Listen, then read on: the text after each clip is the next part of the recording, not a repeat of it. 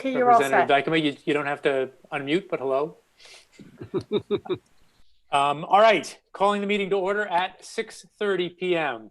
The December 15, 2020 meeting of the Southborough Board of Selectmen.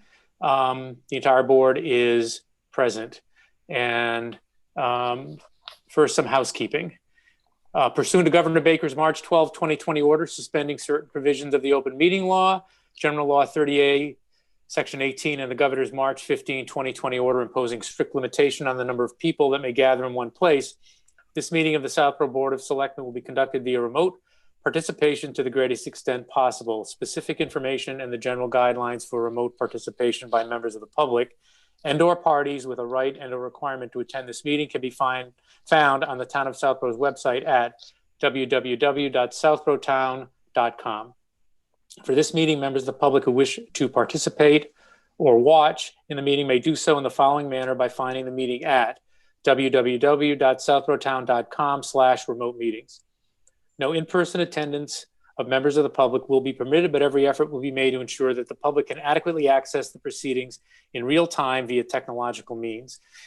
In the event that we are unable to do so despite best efforts, we will post on Southborough's website an audio or video recording, transcript, or other comprehensive record of proceedings as soon as possible after the meeting. With that, welcome. Welcome, Senator Eldridge. Welcome, Representative Dykema. And I'm going to get to the two of you in just 1 second. But our first order of business on the agenda is public comment. We do it both at the beginning of our meetings and at the end. So, Vanessa, do we have any hands raised? I do not see any. Going once, going twice. All right. Senator and Representative, welcome. Thank you very much for being here. We really appreciate it. Just a couple of preliminary things, and then I think I'll start with you, Senator Eldridge, if that's okay. Yes, absolutely. All right. First, a thank you. You know, it's interesting, the various events and otherwise that we have in Southborough. I hope that other citizens of Massachusetts get the constituent service that we do. You all set a pretty high bar, and we thank you for that as well. The way I'd like to work it tonight, you might have seen the list that we sent. I suspect we're not going to get to all of those topics. Yes. But we wanted to impress you with how hard we're working and on the number of different subjects we're trying to cover. But what I'd like to do is give each of you an opportunity to give us an update, thoughts at the outset on what you think is important for us to know, what's going on at the State House, and what might be coming down the pike that might impact us. And then we will go around. I'm going to start with you, Lisa, when we actually go, and some of the topics that we sent out, I suspect that individual members of the board will touch base with you about, and hopefully we'll have a pretty robust conversation.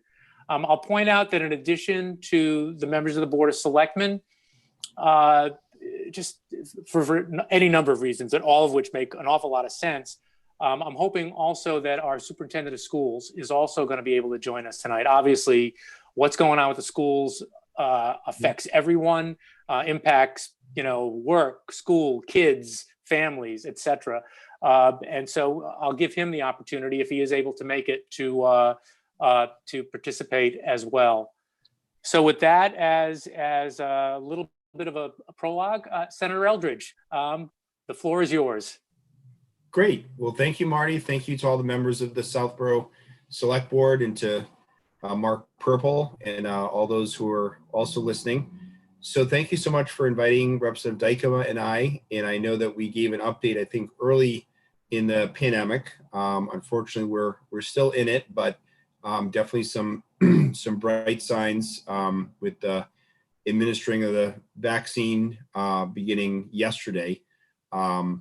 And yeah, as far as what's going on at the State House, I will say that it's never been busier. While I might not have as many weekend events, Monday through Friday is really packed. Mostly working from home. I go into Boston just one day a week, or I'll go to my Marlboro district office, but pretty much just working from home.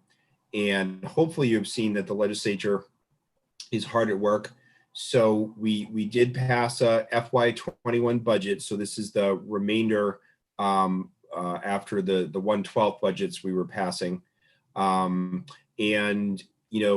I was very much expecting budget cuts, and instead, pretty much level funding in some social safety net areas like emergency food assistance, rental assistance, support for our public health departments, actually an increase. About $500 million of the CARES Act is in the FY21 budget. So there's no more CARES Act funding.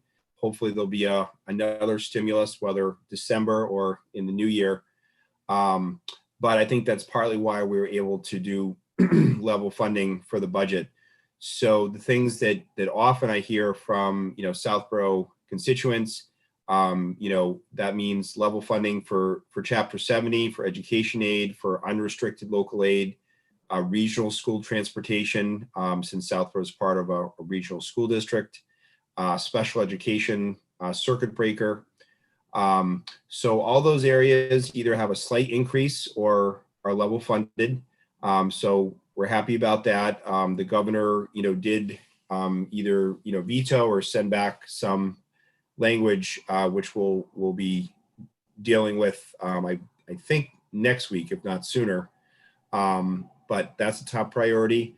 And then, I would just say that, there are a number of outstanding, in other words, remaining conference committees. So we have the police reform bill where, we passed it and the governor sent back some amendments. So those are being reviewed.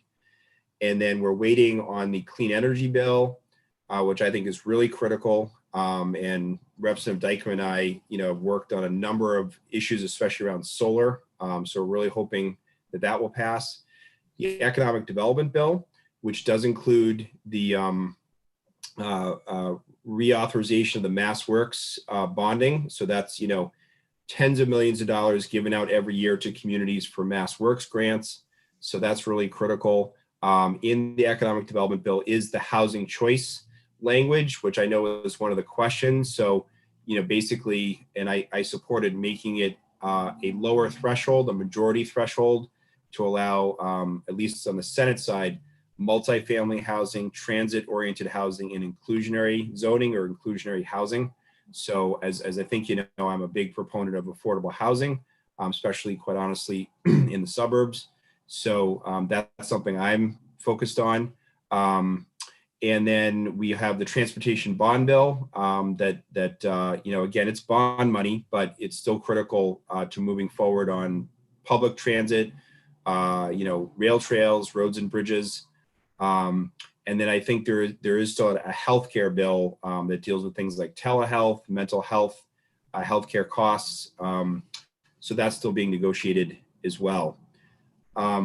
So I think the only thing I would finish with is that, because it was one of the questions, is on the grant front, is that, first of all, Carolyn and I are very variable to, work and advocate for grants. I know that Mark Purple is always, keeping abreast of the different grant opportunities. Very, very quickly, just to run through some that Southborough has received, over the past 2 years, a Mass DEP municipal recycling grant that Southborough received, a stormwater grant that was received from the statewide stormwater coalition. There was money in the state budget for vulnerable populations, including for immigrants, and some of that money went to the Greater Worcester Community Foundation, which does serve Southborough. So that could mean that a family that's behind on the rent, or needing more food assistance, that maybe the food pantry wasn't able to help, is that community foundation does have money available that serves Southborough.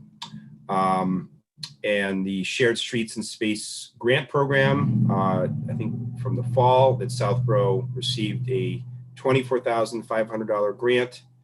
DCD, Southborough received $204,000 for money to assist small businesses over the summer. So that's just a brief sense that there are state grants out there. Please be in touch with our offices. And I would just highlight that on the earmark front in the transportation bond bill, and again, this is bond money, so that means that the governor still has to release the money, even if it becomes law, is that I did set aside $250,000 for every town in my district that has an MBTA station. So that could be for parking, that could be for improvements to the Southborough train station. I know that Representative Dykema did terrific work to make some improvements to the Southborough train station earlier this year, which is great. But I also know that parking has been an issue. So I did set aside a $250,000 earmark in the transportation bond bill on the Senate side. And hopefully that will be in the final bond bill. And, if that's something that Southborough wants to move forward with, it's possible to get that money released, by the governor. So, so that's sort of my update, because I know there's questions. I know there's not, we can't answer all the questions. So really want to prioritize it to the board, and obviously have my good friend and colleague, Representative Dykema, give her presentation. But thanks again for having me. I appreciate it. That's terrific. And as a commuter into Boston, at least as of March 2020, and maybe hopefully sometime again in 2021, parking is a bit of an issue at the Southborough train station. So that's good to hear. Yep. Thanks, Senator Eldridge. Representative Dykema, the floor is now yours. It's great to be here. I want to thank all of you, of course, for all your good work. I think the extent of the questions that you had posed to us truly give a flavor of the number and the breadth of issues that you're all working on, despite many of the challenges that we have getting together. But we've got this great technology, and it's just great to see everyone. Good to see everyone's face. I want to thank my colleague, Senator Eldridge. We, as you know, we work pretty closely together on behalf of the communities that we represent, including Southborough. And I just really appreciate his good work. And he gave a great overview of kind of budget to date. I thought I would start off talking about the budget for fiscal year 22. We are, as you know, in a little bit of a different budget situation than we have been in the past. Normally, when we're at this point in time, we would be fully looking forward to FY 22, knowing that the fiscal year 21 budget was well in our rearview mirror. When in fact this year, we were well behind schedule because of COVID with our fiscal year 21 budget. So we literally just passed that within the last couple of weeks, at the same time that we are now looking ahead to fiscal year 22. So ironically, we did have our consensus revenue hearing for fiscal year 22. And for those of you who may not have heard our presentations before, I know Chelsea, I think you are new to our legislative presentations.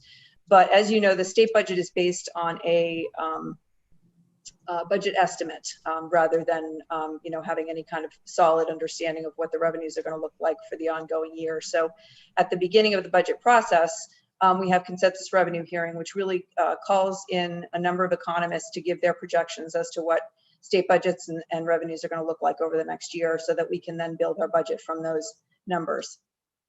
The economists came in today. They spoke for about 4 hours before the chairs of Ways and Means, and as a committee member, I sat in on that as well. And I guess the message from most folks was cautious optimism. I will say that the assumptions are always really important when you look at basing a budget on numbers. And what was clear was that there were two pretty critical assumptions that were built into, or the budget figures are contingent on. One is obviously the success of the vaccine rollout program. As the senator had mentioned, we've started that program yesterday. And for those of you who may have seen, the governor announced a framework through which the vaccines would be rolled out through the community, first dealing with first responders, obviously, and the folks that are working most directly in healthcare, in congregate care facilities, those highly vulnerable populations, obviously, and those in direct contact with COVID. They're looking at, I believe they said they would be into phase 2 by early spring. And therefore, the general public would hopefully be seeing those vaccines sort of later into the late spring, early summer type timeframe. But that obviously all those details are continuing to emerge. And for those who are interested, we know there are going to be a lot of questions from people in the public who have a specific role or specific job, and they're wanting to know where they fall into the framework for vaccines. The administration has put together, and I understand it just went live on their website, a fairly comprehensive framework for laying out what roles and what phases they're in, as well as an email address where individuals can actually email into the Department of Public Health to find out what phase they're in. So I just want to encourage the public to take a look at that. And of course, our offices are always available for support if we can be supportive. So we will be moving in. Hopefully we will be on the same budget trajectory as we traditionally do, having a budget in July of this coming summer. But the other piece of this, which is the kind of the second contingency or assumption, is that there will be some more federal money coming from the federal government. And I think, just looking at the tea leaves and hearing the chatter, I would say that's getting increasingly more likely. While the conversations are still pretty wide ranging, there's a lot of focus on supports for not only kind of unemployment and individuals, but also for communities and support for municipalities and state government as well. And I know that's incredibly important to all of you. I just want to speak. I know many of you may have seen Representative Congresswoman Clark, who has spoken in the public about her efforts to advocate for the municipal and the state funding to be included in the first round of stimulus, instead of having that divided into two parts, to actually include that in one big piece. I don't know how successful she will be, but I just wanted to make you aware that she is very actively pushing for that, knowing the needs of Southborough and other communities. I'm sure we can talk in greater detail about any aspects of the budget that you may have an interest in when we do the Q&A, but I will just touch on a couple of other things. I know one of the questions was, and Senator Eldridge had mentioned grants. He did a great retrospective kind of for Southborough and on what grants have been received. I thought I would just highlight a few more potential grant opportunities for the town that were in the budget that we most recently passed. The ones I'll highlight, there's a behavioral health outreach grant opportunity.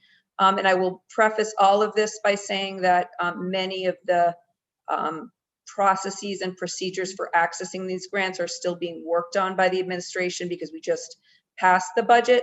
But again, this is sort of just to put this on your radar, and I'm more than happy to send a follow-up list of these maybe to Mark after we get off the call tonight, so that you can have them on your radar. The second one, which I did forward some information on a few weeks ago, is the local rapid recovery planning grant, which is not money. It is more technical assistance, but I think it's, assisting with sort of downtown efforts that may be useful to the community as well. There is a Main Street Economic Recovery grant fund for small businesses that is also, as I understand it, going to be a competitive grant program that will require an application. Very relevant, as I know that one of the questions that you had was about public health supports, which are clearly in great demand all across the Commonwealth. And there were two pretty important budget efforts in the budget we just passed related to that. One is a $10 million public health grant for local public health departments. And my understanding is that all public health departments will get some of that funding, which is good news. I believe it's going to be based on population, although those details I think are still being worked out, but it clearly will be evenly distributed through all towns in the Commonwealth. The second piece is called SAFE. It's SAPHE, the SAFE legislation, which we passed this past year in the legislature, but actually funded with $1.7 million in funding through the budget that we just passed. That money is a competitive grant program, and it allows for a number of different, different aspects of public health that can be addressed through the program, one of which is, I believe, professional development and training.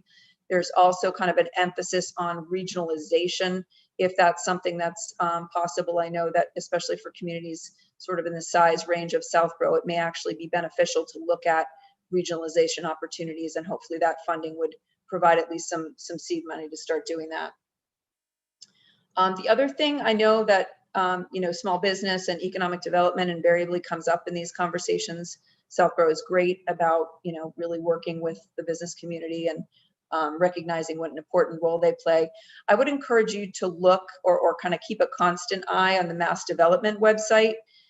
Mass Development has a specific page dedicated to their grant programs, which are, I would say for the most part, are refunded every year. And so if there are they may prompt some thinking for the town about what types of economic development initiatives kind of mirror what the objectives are there, and there may be some opportunities there. So that was it for grants. The one thing I will quickly mention, and I can certainly talk about it in more detail if there's interest, is transportation. That's something I've been spending a lot of time on over the last 2 years, specifically the Alston Brighton Viaduct reconstruction project, as well as the commuter rail schedules. So the Alston Viaduct project, which I could probably talk to you about for years, the top line is that they are down to 2 potential designs for that project, which will continue to kind of move through the federal process. It's mostly federal funded.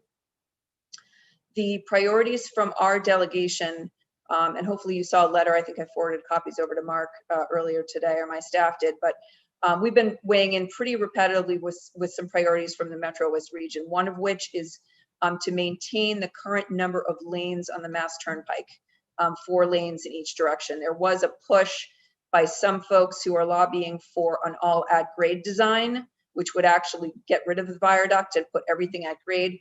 To do that by eliminating 1 lane on the Mass Pike through that area.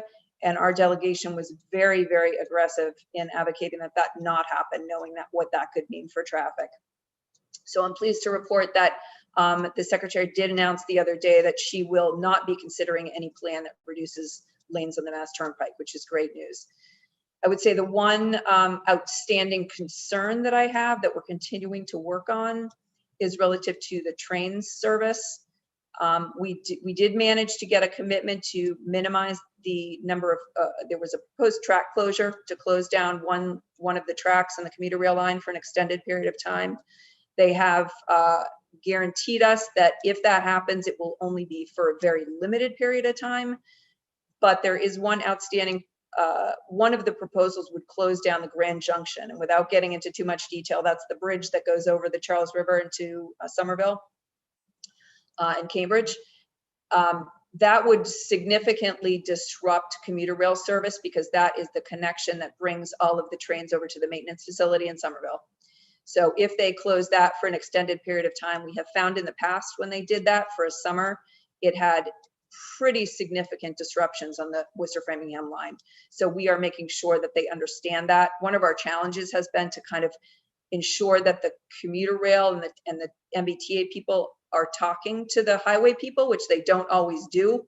So we've been really encouraging them to kind of get their ducks in a row and work together on that. So we'll continue to work on that, but hopefully a good news story for us at the end of the day, with construction slated at this point to begin in mid-2022 on that. The other key piece of that is mitigation. There will be lane closures during construction, which hopefully will be during periods when people don't use the road that frequently in the evening, for example, or late at night. But there will be significant commuter impacts, and we're lobbying, and we got some commitments relative to mitigation as well, which is good news for us. The other piece is the commuter rail schedules, which some of you may have seen there. There were some reductions in schedules proposed, and while we were not successful in turning back all of those proposed cuts, what we did do is we got them to add back in some weekend service, which was good news. They had proposed to eliminate that entirely, at least for the next number of months. And they're also looking at adding back some after 9 p.m. service, which they had proposed to eliminate entirely. So on that front, there will be another check-in on commuter rail service in the spring, early spring, to see where we are. and see, you know, at what point we can ramp service back up to where it was pre-COVID. So I guess I will leave it there, and certainly I join the senator in welcoming and entertaining any questions.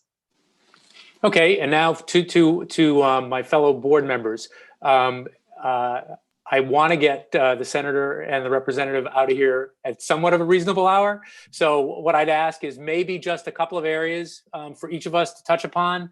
I mean, and just these introductory remarks have touched upon a lot of them. So thanks for that.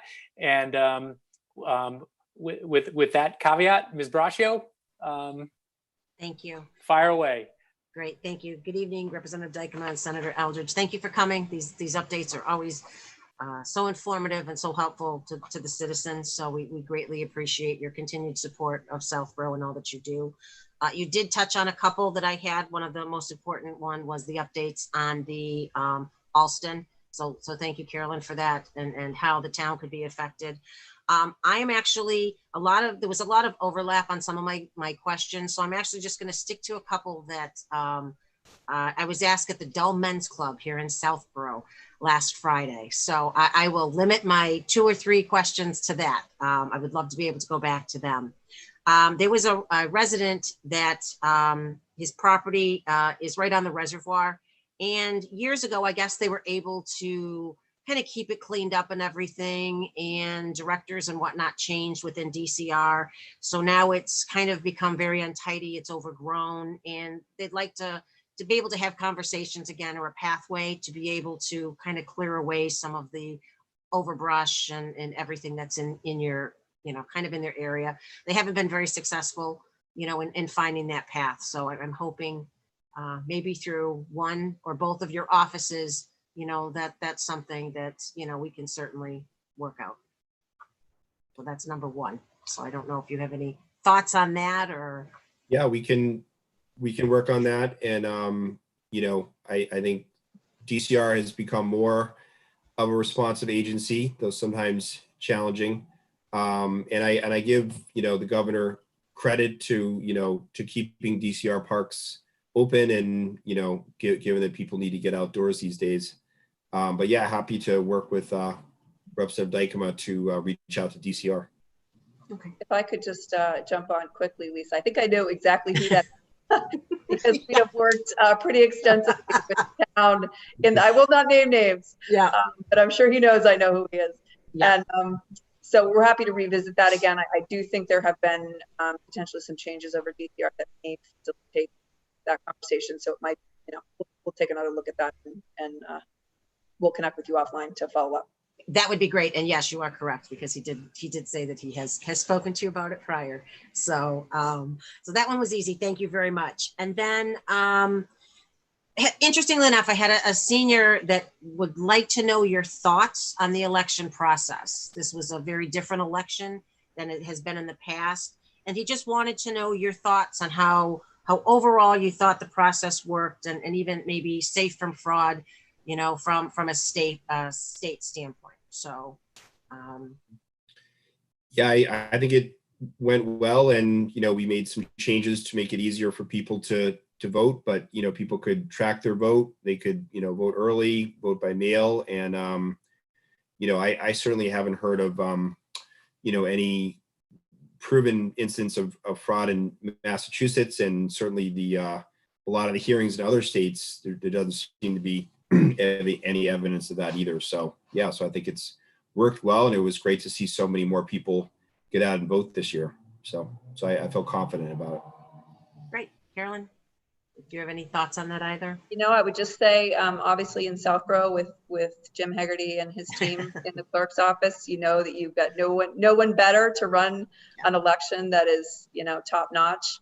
And he did. And I think the great thing about Massachusetts is that in our communities, we know our, town clerks, our city clerks, we know the people that are organizing these things. And I think they're all really capable, qualified people. And I think the fact that we have seen no news or anything of any kind of fraud is a testament to the great work they do.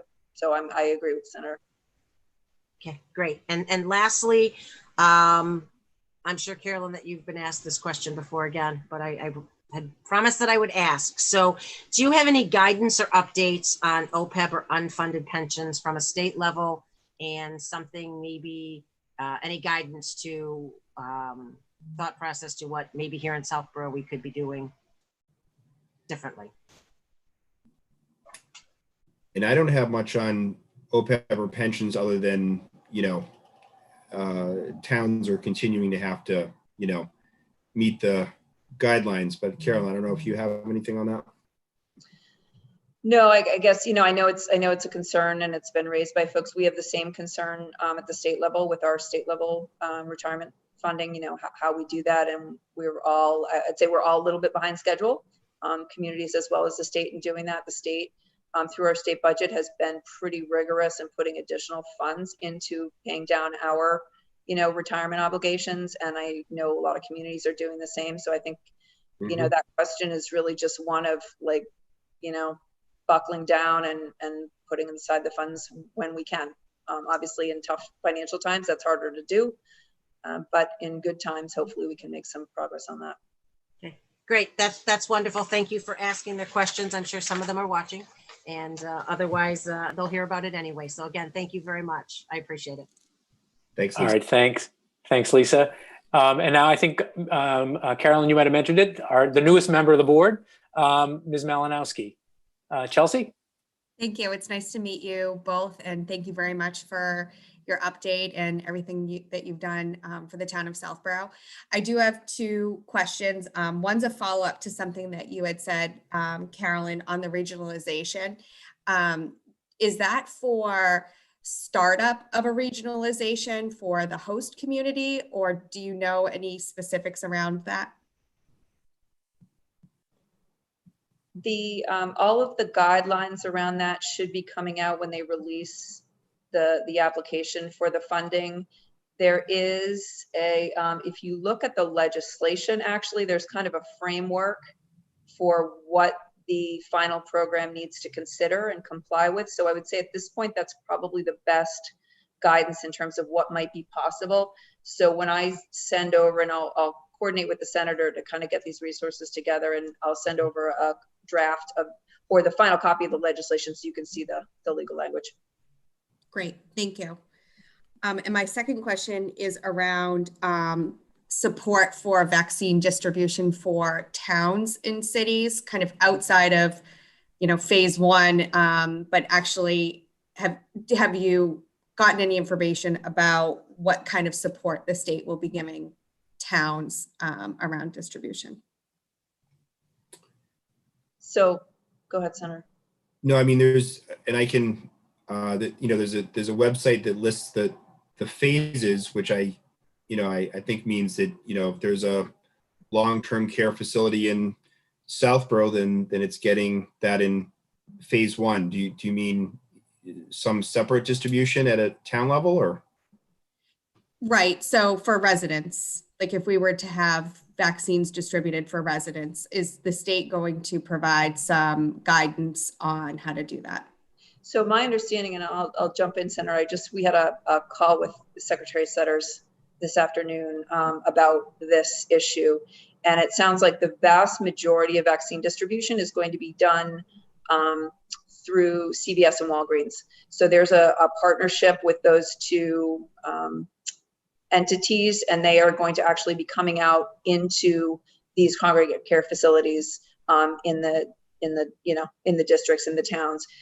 I understand there may be some individual communities who are offering some limited vaccine distribution through, Department of Public Health, but I don't get the sense that it's all of them by any means, recognizing that that's a pretty substantial commitment on the part of the town, especially with the Pfizer vaccine. I think requires very, very low temperatures, which requires specialized equipment. So I would say for all intents and purposes, it's the public will be receiving it through CVS or Walgreens or some, permutation thereof.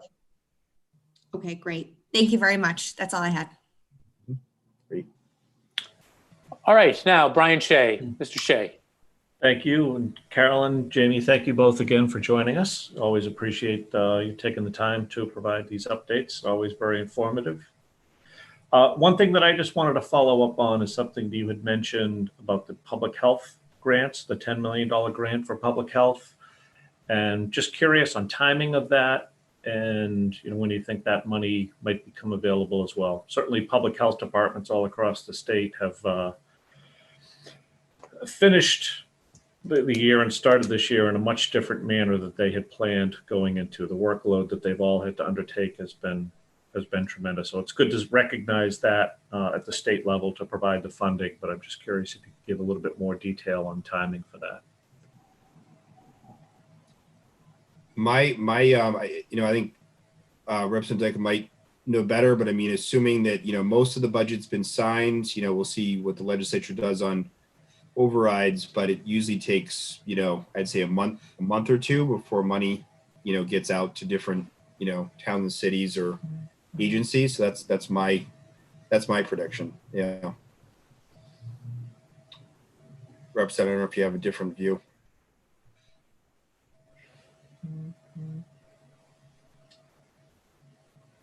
No, I don't, Senator. I think I agree. I think it's, it's not lost on anyone, the importance of these funds, I guess is all I would say. So hopefully sooner than later. Yep. Very good. Thanks again for your updates. Thank you. You're all set, Brian? Yes, I am. Okay.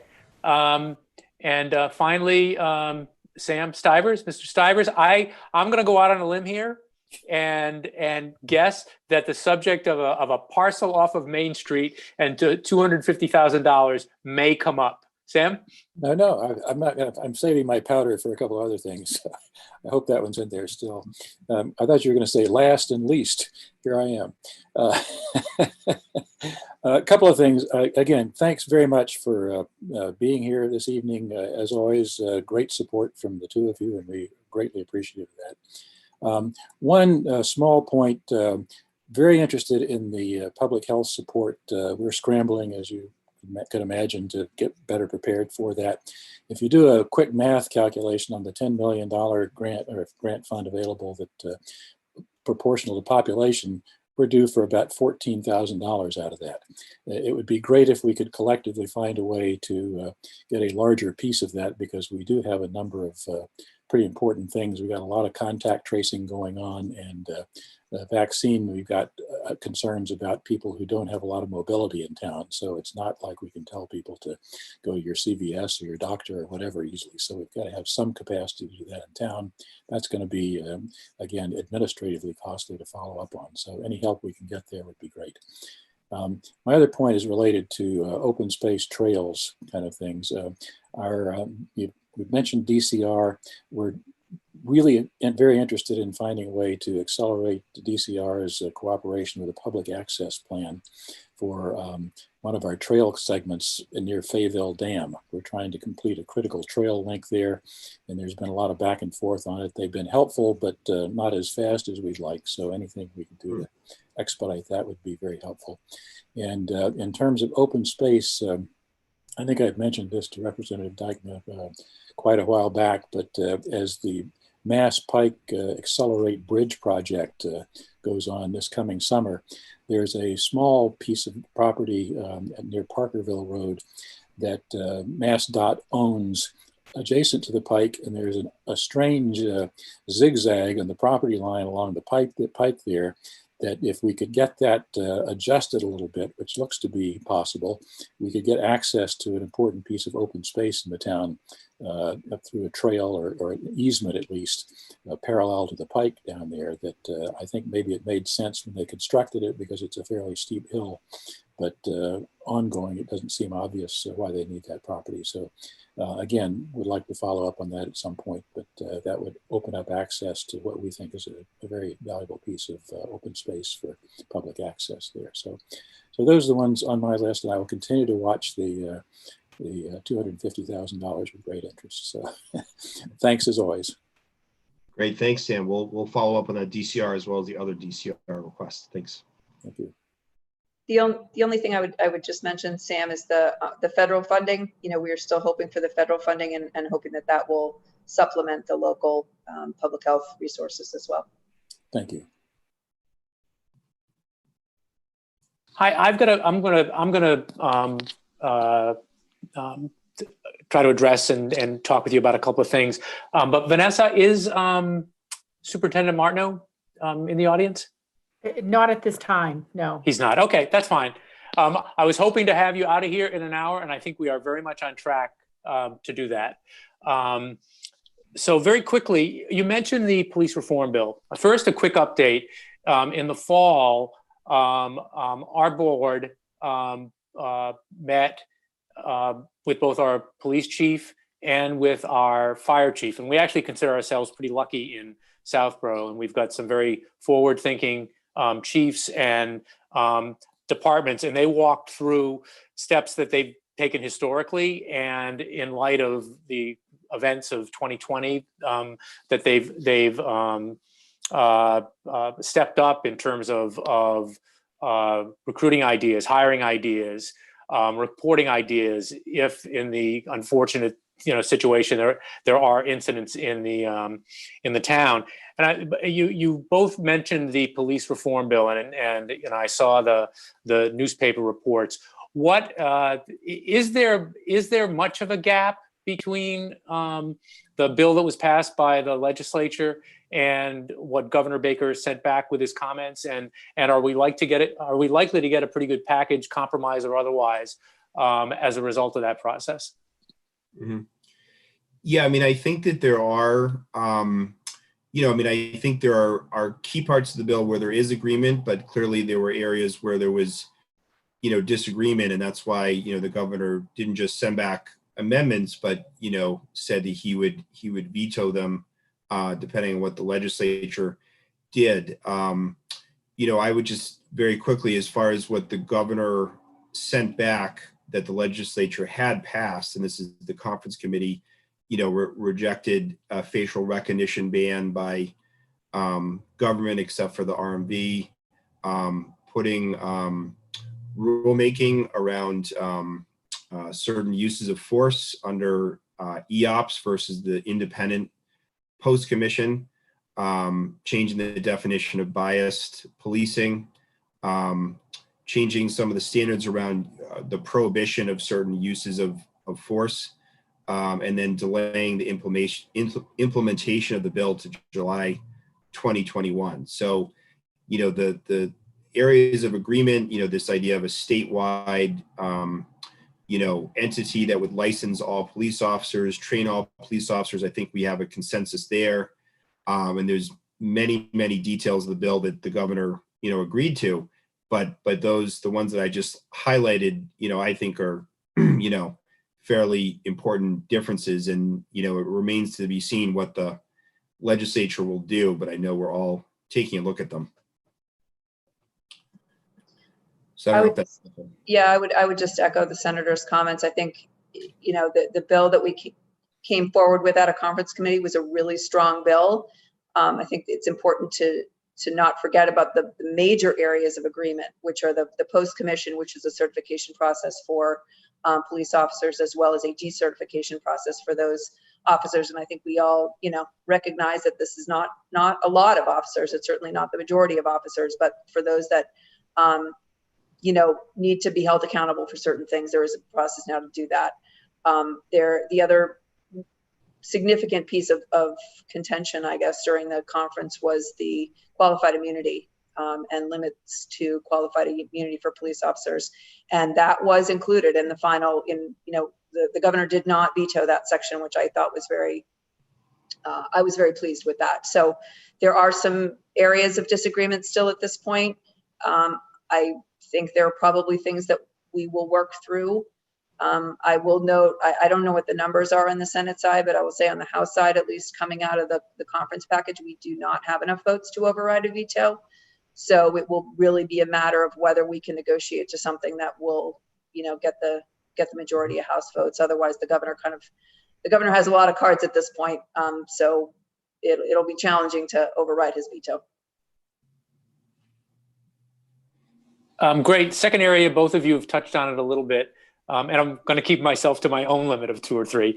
So this is number 2 for me, and that is the commuter issue, and the obviously the frequency of the trains is a big issue. But again, someone who goes in and out every day, what sort of discussion is going on or is going to be going on about the safety issue? Again, you take that train at 7 o'clock in the morning, 8 o'clock in the morning, and there's 3 people on this side, 2 people on that side, and oftentimes people standing in the middle. I'm not sure that folks are going to be comfortable for a long time with that sort of setup. And are there discussions that are either ongoing or in the offing about, again, how to address that? We all want the volume back of people going in and out of Boston and commuting, but boy, those numbers on those trains are, we're going to look at it differently, I think.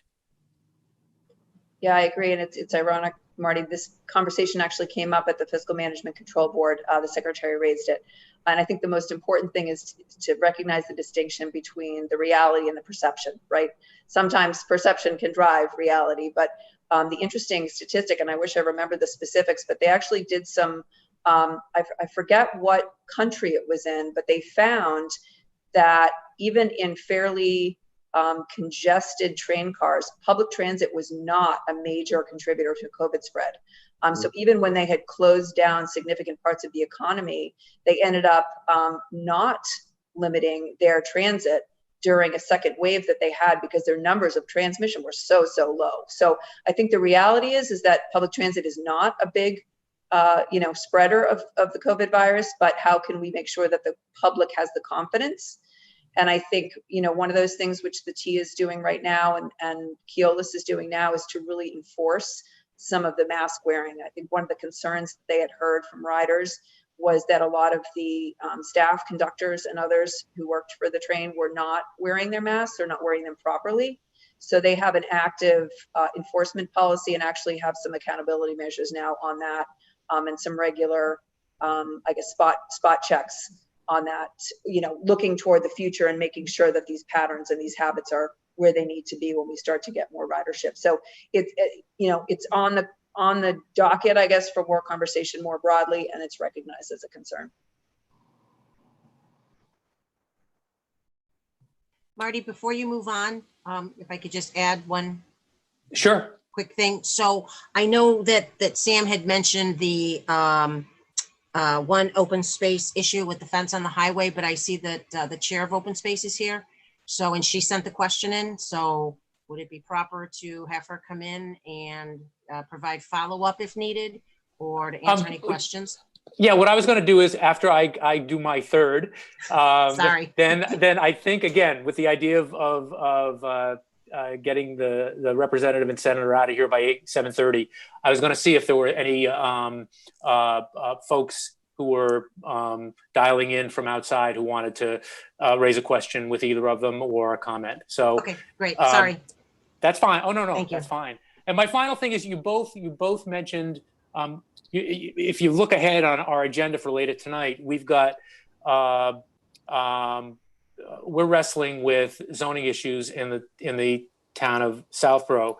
And a big part of that discussion having to do with zoning and also some other areas has to do with affordable housing.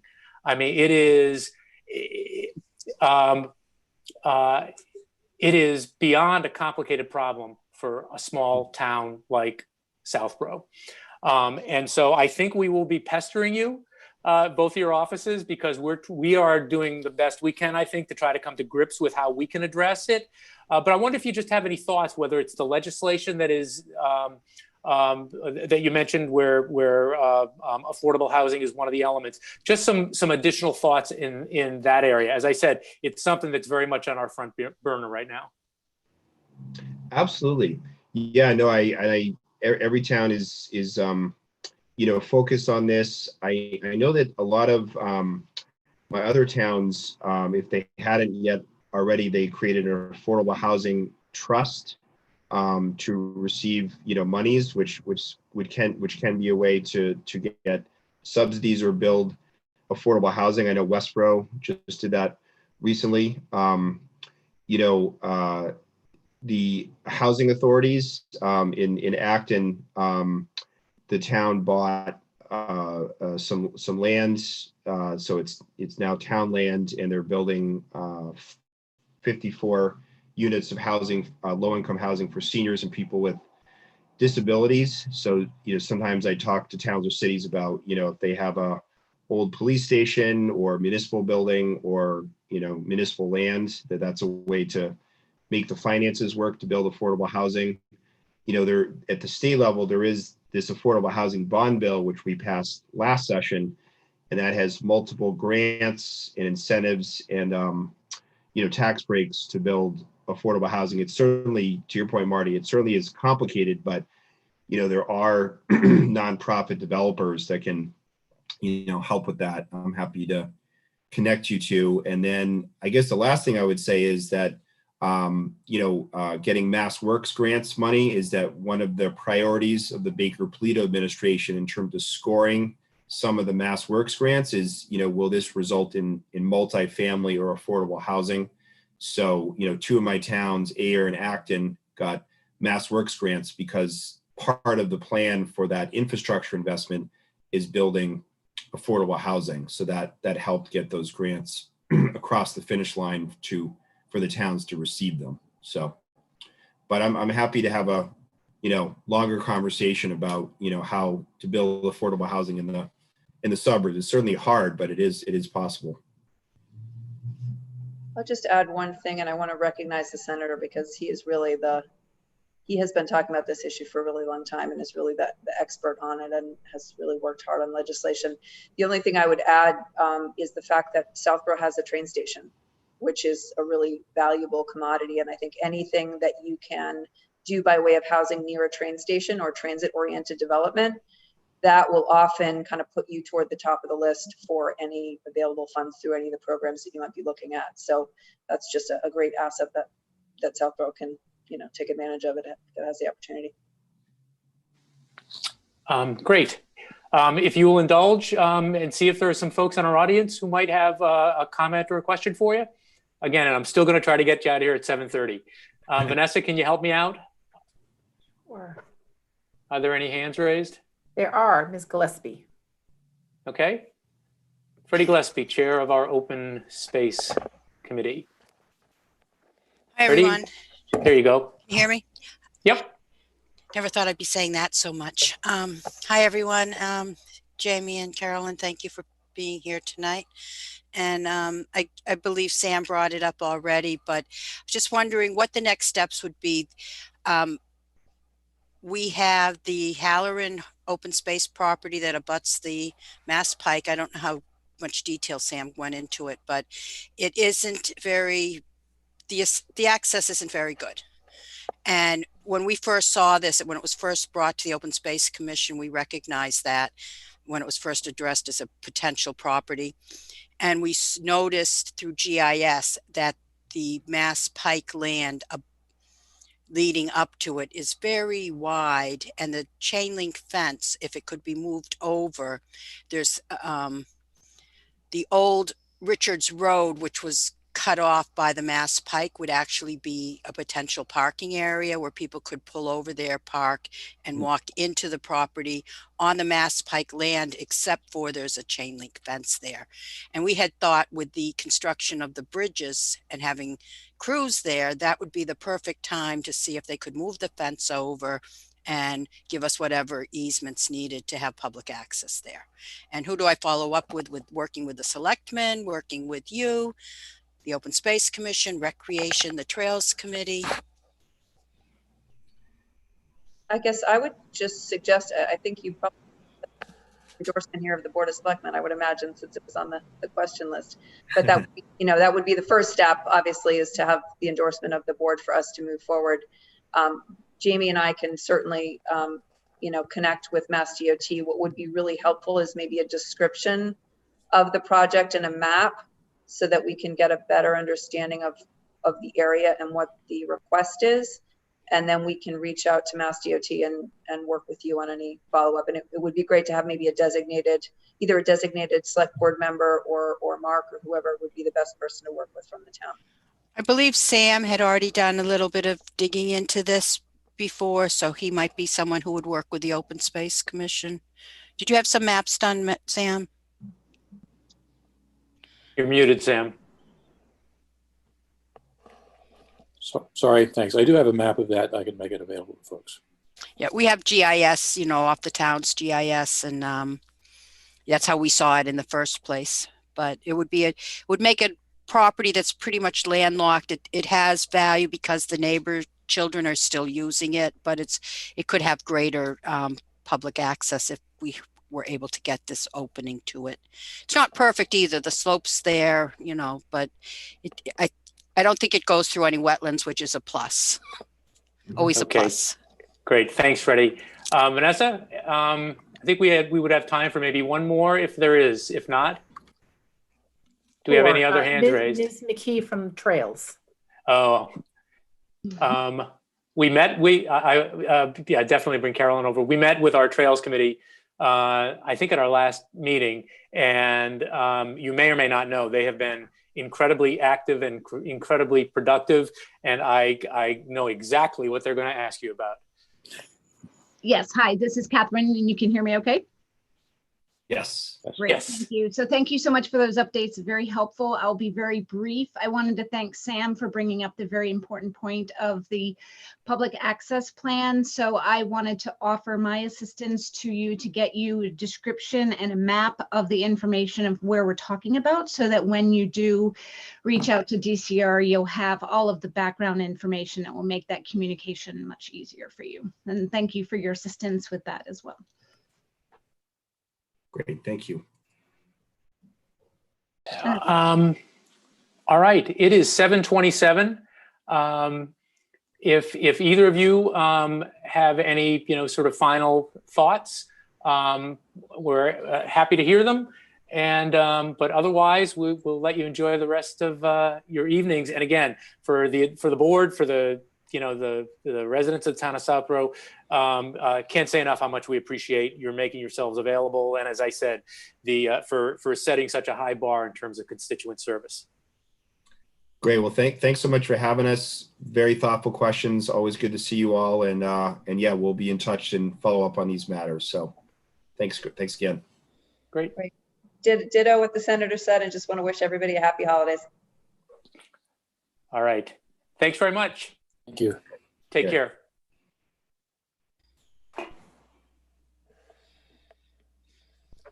Right. And I saw Ms. Galligan lurking, so I know she's there.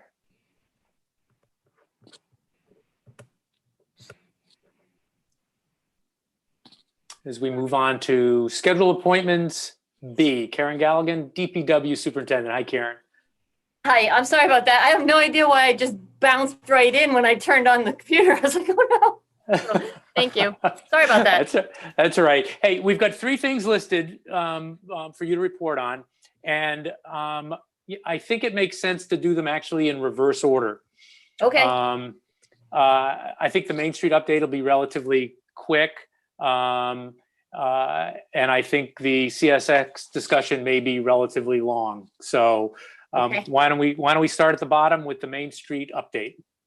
Okay. So the Main Street project, you can kind of tell, is pretty much 99% done. There's punch list items, obviously, we're gonna have to go through. We also have the crosswalks. If everyone remembers the plans from and all the original drawings, we had a imprinted red brick looking crosswalk. So those are set for next spring, and there's some remaining shrubs and trees. Other than that, it's really done. I think it came out pretty good. It was a nice, and I actually thought it didn't, maybe COVID helped, but it really ended up not being near as disruptive as I think I was worried about. So that ended up, I thought it was a pretty good project altogether, but with all the drainage that we did with the library and with adding the sidewalks, I actually think it's improved quite a bit what's going on in there. We were able to just fix a lot of problems, and not doing it on our dime was really nice. So, but just those couple things and then they'll be done. I think they'll probably be out by June. We won't Okay, see them anymore. a couple of quick things and then see if anyone else has any questions or comments about it. Number one, we've had some questions about some of the safety, I don't want to say issues because, but safety steps, just simple things like stop signs. And those are, at least at the front end, those are state determinations about where stop signs are put, correct? It's actually federal. Okay. So the stop signs where they have to be placed is there's a it's a uniform traffic control device manual, so it's MUTCD, and that tells you where you need to put signs and where there's requirements on that. Yes. Okay. So in terms of placement, that is simply adhering to federal guidelines. And Yes. I don't think there's a whole lot we should do about it, but even if we wanted to, there's not a whole lot we could do about it. Correct. Okay. That's number one. Number two is there are still some poles that are coming down, aren't there? Yes. So the work for the utility work, that's really not it is part of the project, obviously, but it's not under the control of the state as much as the utilities. You can't really control them. So they're going to be able to keep doing that work all winter, but I still think they'll be done by next June. Like I do think we'll be 100% done with. Okay, poles. so those double poles will be single They won't poles. be there for long. Okay. Ms. Malinowski, any comments or questions for Ms. Galligan on that subject? No? I don't. Mr. Shea, you've got some familiarity with this project? A little bit. Just one question I had, and I know this was a state project, but I'm just curious if you're aware of any outstanding issues, complaints or follow-up that the state needs to do with residents on the project. And, if you maybe just give a brief update on that, if anyone's listening from that perspective, what the best route is to follow up. We do have a couple things. Some are things that I've seen that I want to get fixed. Some are resident.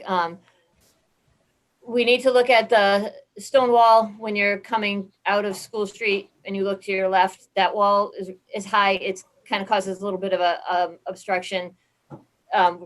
The state's meeting on that to see. I think we can just honestly pull down the wall a little bit. I don't think it's going to be a huge problem. But that's one thing on the punch list.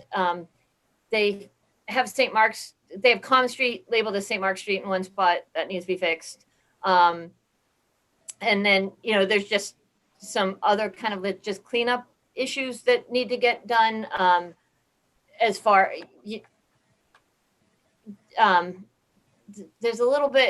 a couple spots where it doesn't ride quite right, and I'm not 100% sure what the state is going to do with that. But those things are all part of the punch list for the spring. Okay. Thank you. All right, Mr. Stivers.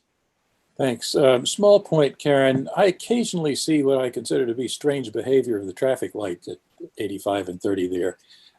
It appears to be a smart light in concept, but sometimes it doesn't seem to pick up the fact that nobody's coming from any direction and doesn't cycle nearly so quickly. Is that still in the process of being evaluated, tuned, and updated, or do we have what we're going to get there at this point?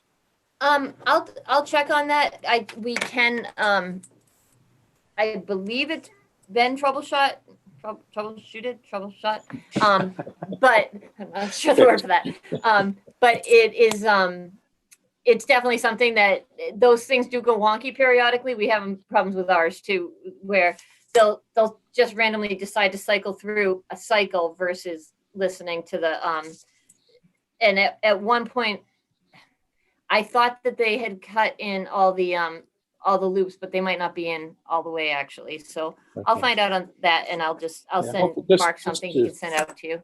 Put that on the list to watch going along. Again, I haven't seen it much, but a couple of times I've sat there and nothing's happening, and I sit there. But overall, it's a smart light, and it is a good thing. Thanks.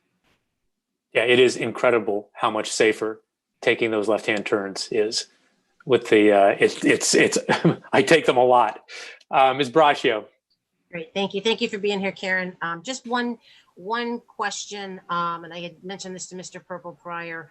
When you go into the townhouse or out of the townhouse, Oh, yeah. can we at least put up some bump sign? My car, I didn't realize how low it was until the other day. I really wasn't paying as much attention as I should have. And I like hit the bottom. So I'm sure there's other people that have done that. So can we just put up something to say slow down or bump or something? Yes, actually, Ms. Purple had asked me to put those signs up and I neglected to. So yes, we'll get those up. That is actually, we had them come and look at that, and they didn't build it to the design, so that is something that has to be fixed. Okay. Yeah, it's horrible. It's just horrible. It's not a good approach either way. So yeah. Okay, I don't that's know great. if I don't know if they tried to accommodate. I was talking with Karen about this, whether they tried to accommodate the sidewalk going across and didn't account for the traffic having to come down over the top of it. But yeah, It wasn't good. And I give credit to your plow people that, that plow up there too. I mean, I can't imagine when it's covered with snow and you're making that first pass and you hit that. That's got to be something. Yeah, I noticed it So- actually pulled some up the other day. So it's gonna look bad by the end of winter. Yeah. Overall, great project. Everything looks spectacular, but thank you. That's it, Marty. Thank you.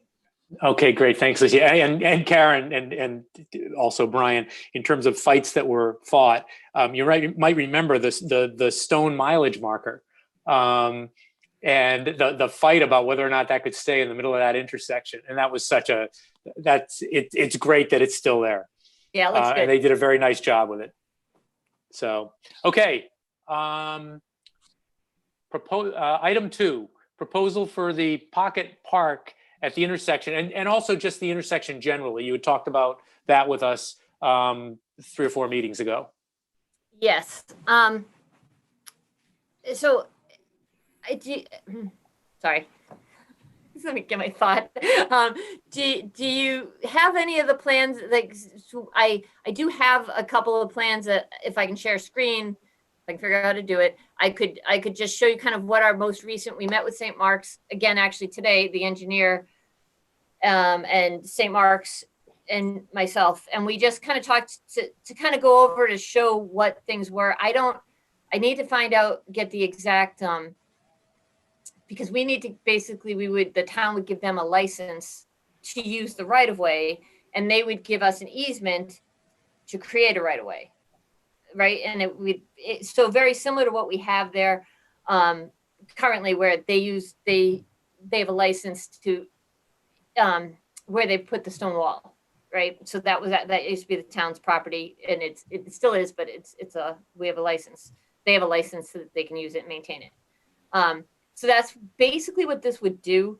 But by fixing the intersection, so we fix the intersection, which will make it a better approach for the fire trucks. It'll actually be probably the best approach for the fire trucks to get to the town hall and to Choate Circle and to Pilgrim Church, obviously, and Flag School. Karen, I've got the maps that you sent me up. I picked one which I think might be helpful to you. So if you want to share a screen, it might be easier for you to talk to that. Sure. And if I don't have the ability to do that, Vanessa will tell me. I'm not sure. I can share a screen too. Or actually, as long as you have mouse control, so we can point at things. Yeah. Is that the right?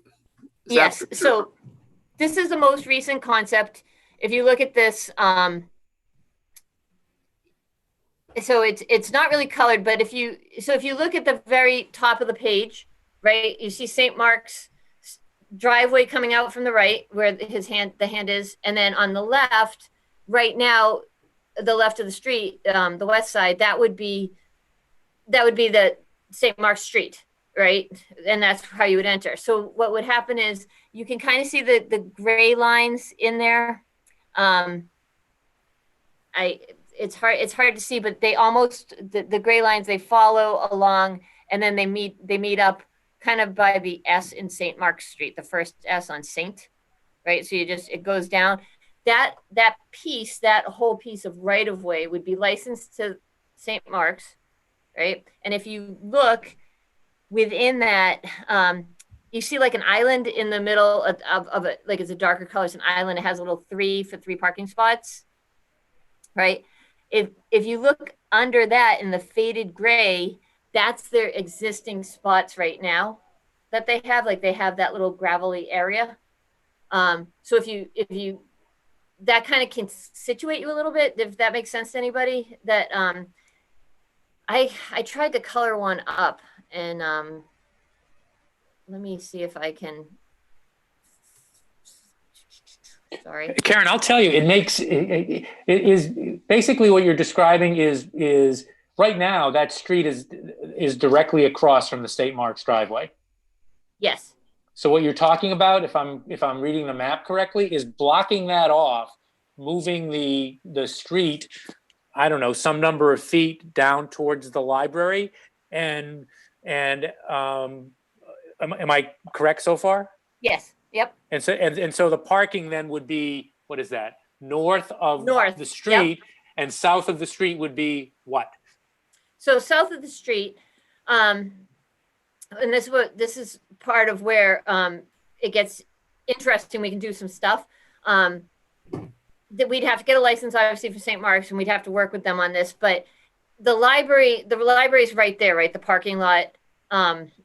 So what happens is we can put there basically a pocket park. And in that spot, we could do, because the library's got some stuff, and I haven't really talked to the library director, Ryan, in a little bit about this, because we met, and we met with Open Space about doing a native garden, native species garden or pollinator garden. And that was before, and that's on library property. But we could extend that out into here. We have benches and such. VHB had given us a couple of different ideas. One thing that does happen in this area is that there's a lot of historical stuff to look at. There's a lot of town properties, right? You've got the old cemetery, you've got the library, and then you've got the flag school, so that's the museum. And what happens is the only ways to get anywhere is on the streets, right? We don't have any, and I don't want to call it trail, like walkways. So what's part of the idea is that it could almost be not like the Freedom Trail, because that clearly is like a much more major thing, but have more of a trail alongside the library that gets you over to here, and then can get you up onto St. Mark's Street. So you can get to Flag School, that you could get to the town hall, you can get to the entrance of the old cemetery. So that's what we're trying to do, is basically make a connection in that area to connect that to Main Street. Does that make sense? So that's sort of where we could get this integrating this area, or using this intersection to help integrate the area and give us like a pocket park and stuff. That's where we could, the shared streets and spaces for the winter version would work well. Cool. Let me see. We'll start with Mr. Shea. Brian, any comments or questions for Karen on this? Yeah, so Marty, I think you had mentioned that across from the St. Mark's driveway, where the road currently is, that would be blocked off. But on this plan, it almost seems as though that would be a secondary outlet out of this parking area. Yeah, so on this plan, it does show that, and we were talking back and forth about that quite a bit, about whether you would just circulate through, or if there would be an outlet onto Marlborough Road. Part of the St. Mark's concern was actually like, won't people just, like, they're used to turning there, aren't they just going to turn in and think it's the road, and now they're in a parking lot? And there is obviously that concern a little bit. So they're more interested, I think, in actually blocking that off and circulating through St. Mark's Street. But okay, that was just an option that in this version, because it was like a quick, hey, give me something so I can explain to them how many spots they could get. Yeah. All right. And the area where the parking would be proposed, has been any thought to whether that would be paved, that would be a gravel to match existing? And if it is paved, or even if it is gravel, will that have any impacts on the drainage system downstream. Again, I don't want to be in a situation where we're reintroducing problems with the library. Correct. So we would, drainage from this intersection is going to hook into the pipe that's on Marlborough Road and then does end up at the golf course. And that's one thing based on the surfaces. VHB hasn't done all the calculations yet to determine if we need to do any kind of on-site retention ponds, or if all of it can flow. We obviously want the street has to flow on into our property, into our system. We want that. And there's obviously a sidewalk. This sidewalk is meant to extend as part of this project from where we left it off at the tip all the way to the west campus of St. Mark's. And then that other project that we talked about that we got survey money for before, at my last meeting with you guys, that goes from there all the way up to the Marlborough Road turn, where 85 turns and comes south. So, the whole goal is obviously to integrate sidewalks here and get this to be more of a walkable town. But the drainage there, we haven't done like a full on, and adding parking spots, obviously, that's a site plan issue. So there's a little bit of permitting and all, and we would have to really make sure we were on board with, planning was on board with this. And, the whole town should be proponents for it. I think open space, library, everybody should find this to be a good project. Whether or not it's paved does obviously make a difference. I believe St. Mark's would like to have it paved. Whether or not this project could pay for the paving is also another thing. So, because currently it's gravel and it is limited. These funds are only 300,000, I think, max. Okay. But it might be in the best interest of the town to put money towards that either way. Okay, that's it for me, Marty. Okay, thanks, Brian. Sam? Thanks, Karen, for the update. Interesting improvement here. Small point, I'd vote for an access at both ends of the parking lot just to improve flow there. I like what you're saying about the walkways through here. I assume that one of the walkways would be across the new St. Mark's Street down into the library parking lot. So if people wanted to park in this lot for a library function, we wouldn't have the parking overflow problem that we have now for some popular library functions. So you get access by foot from the new parking spaces down to the library.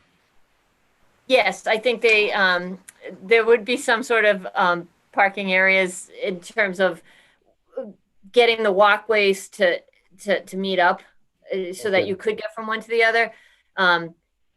It is mainly a St. Mark's parking lot, but what would happen is we could we would want to kind of keep them separated and have it be so that we did talk about it a little bit, that if the town invested and helped invest in help with pavement costs, then at that point it would make a lot of sense to have then we could say, hey, we want this to be partially public, like, give us some spots. And there would be days that it would be St. Mark's only, but I don't think all our stuff conflicts that often. Yeah. So like we have big nights with candidate night and all that, that they tend to have it more during sports programs. Right. Yeah. So I think we could really work this together as a nice community group. Yeah, and I think you're exactly right. There are not that many events at the library, but it's nice to have the capacity. Yes. If we need it. Are you and working? Part of the walkway system too would have, you could more easily get from the town hall to the library too for spots. And that's this concept originally started as the idea that, hey, we could take and I could connect the library and St. Mark's and have it one big lot because we were losing on-street parking on Main Street. But this actually works out better because we need to improve that intersection. Good. And are you working with the Historical Commission on the walk that you're talking about here? You talk about connecting. No, that was kind of a fresh out of the head today. Okay, because I've heard Historical Commission actually talking about having some sort of history walk through the downtown area. So they've thought about that, and I've not seen any specific plans, but that sounds like that's a good fit with what they've been talking about. So I would urge you to connect with them. Yeah, no, I'll contact them. Good, Great thanks. idea. That's it for me. Thank you. Ms. Braccio. Thank you, Karen. I'm a little confused, and I'm hoping that you can help me with this. Okay. So, is this a parking lot or is this for a pocket park? I'm just trying to understand, because it's been pitched as a pocket park, but I don't see a park. I don't know how big the park is, but I see a ton of parking spots. And so, can you conceptually tell me how big of an area that the park would be? Yes, well, conceptually a little tough, but can you hold on 1 second? Yeah. Sorry.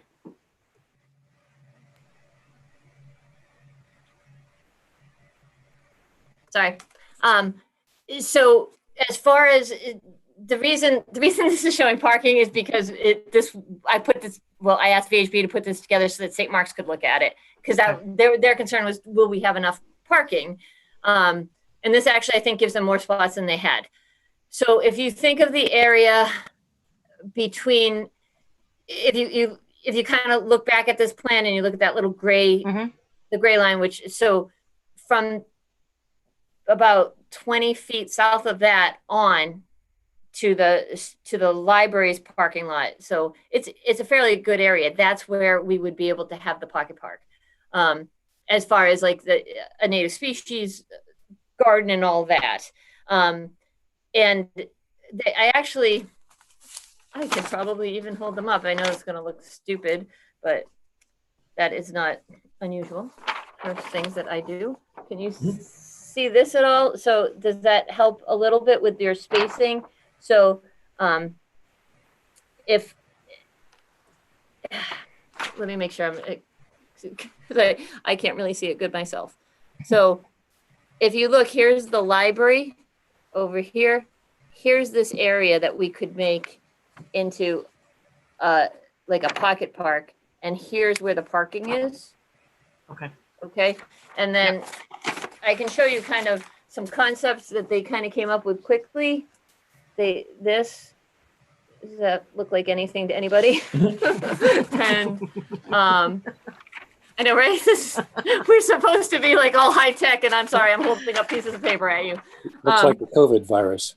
Yeah, this one actually does, doesn't it? So as far as but like this is the kind of walkway idea, and they were saying, oh, basically there's a lot of brick, there's a lot of stone up in that area, so that's what they were looking at. Like, you could do this within the woods, wooded area. You can do the walkways like this, and this is like a native species park. So it was just real quick concepts that they gave me those pieces of paper today. I'm glad they gave them.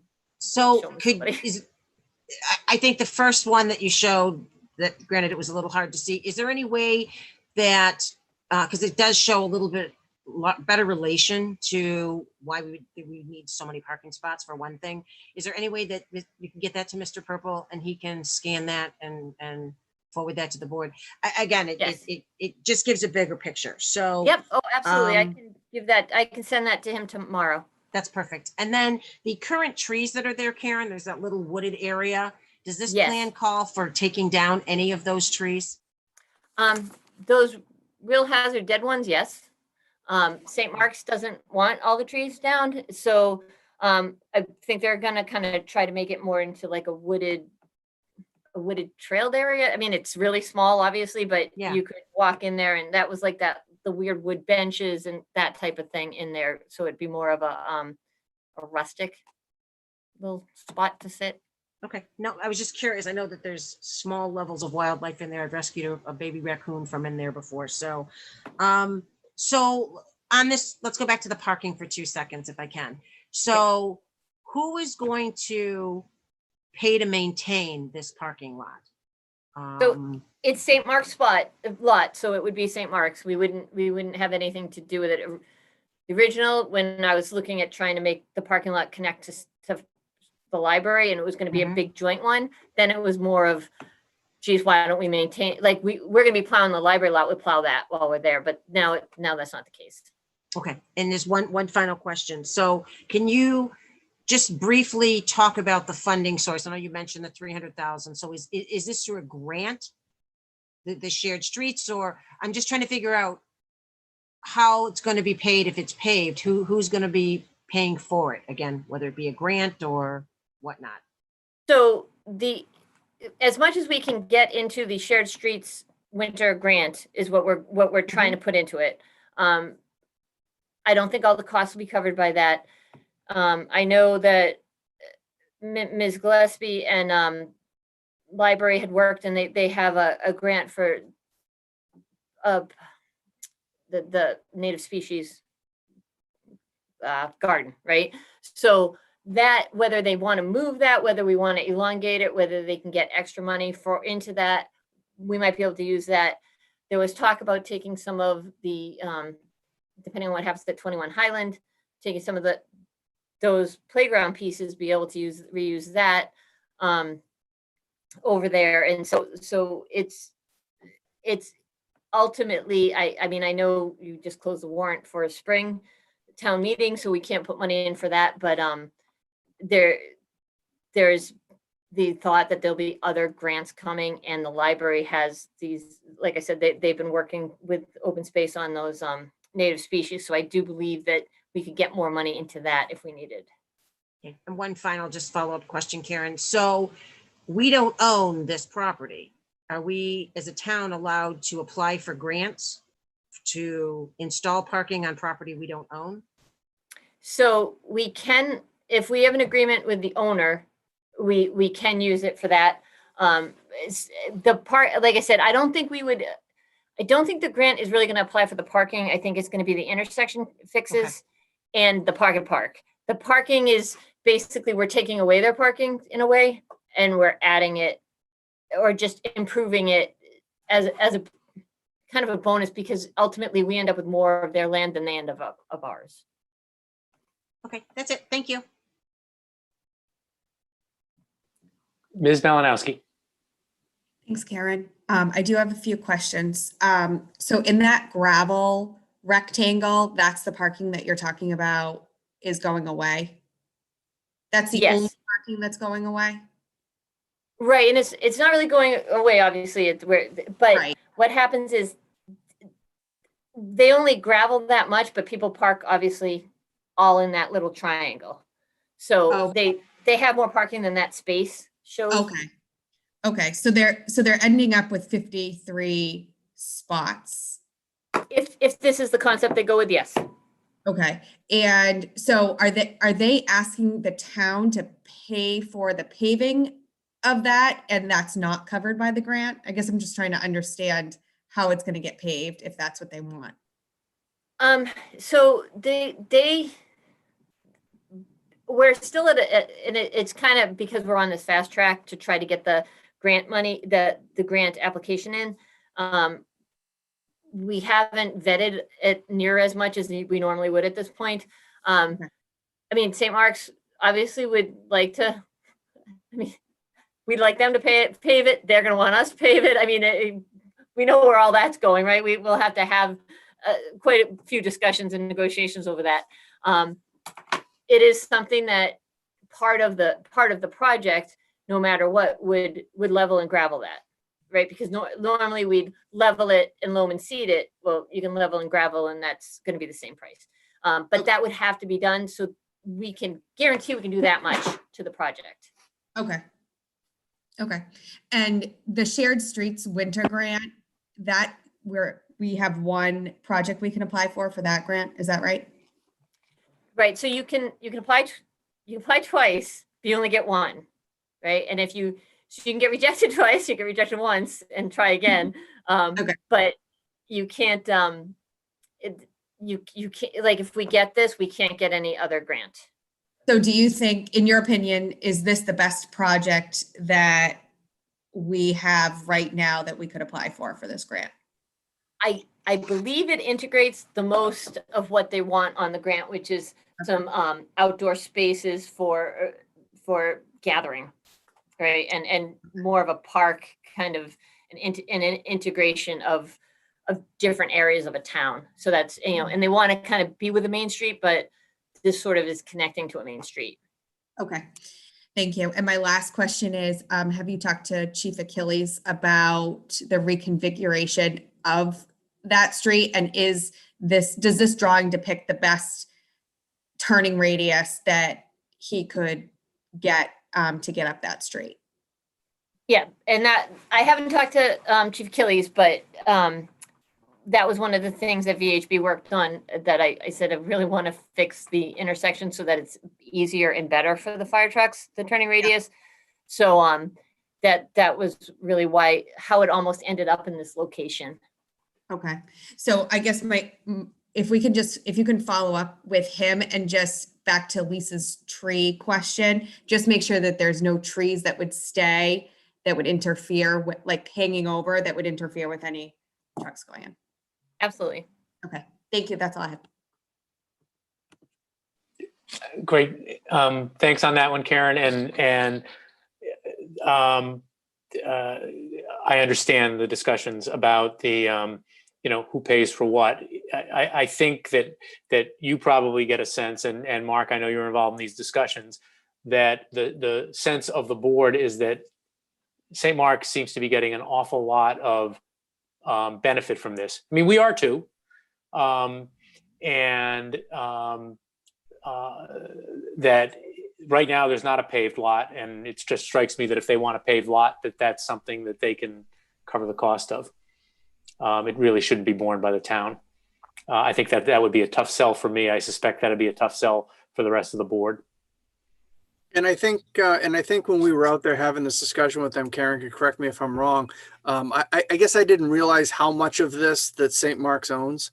And so therefore we're really looking for them to give us the ability.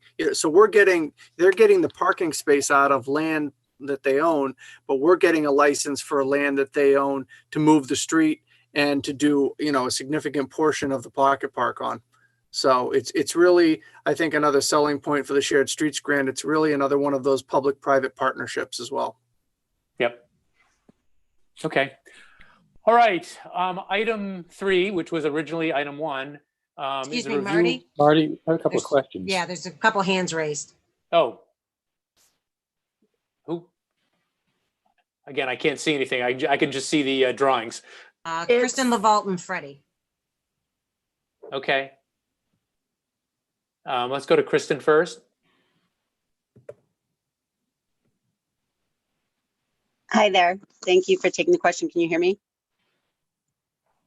Yes. Yep. Yes. Okay, great. Hey, Karen. It's been a while. So I'm just asking questions because admittedly I joined the call tonight for different reasons, but was glad to hear this discussion. And rather than share any opinion, I have a couple questions just to learn a little bit more. So was the primary driver for these discussions to start that St. Mark's wanted a expanded paved parking lot?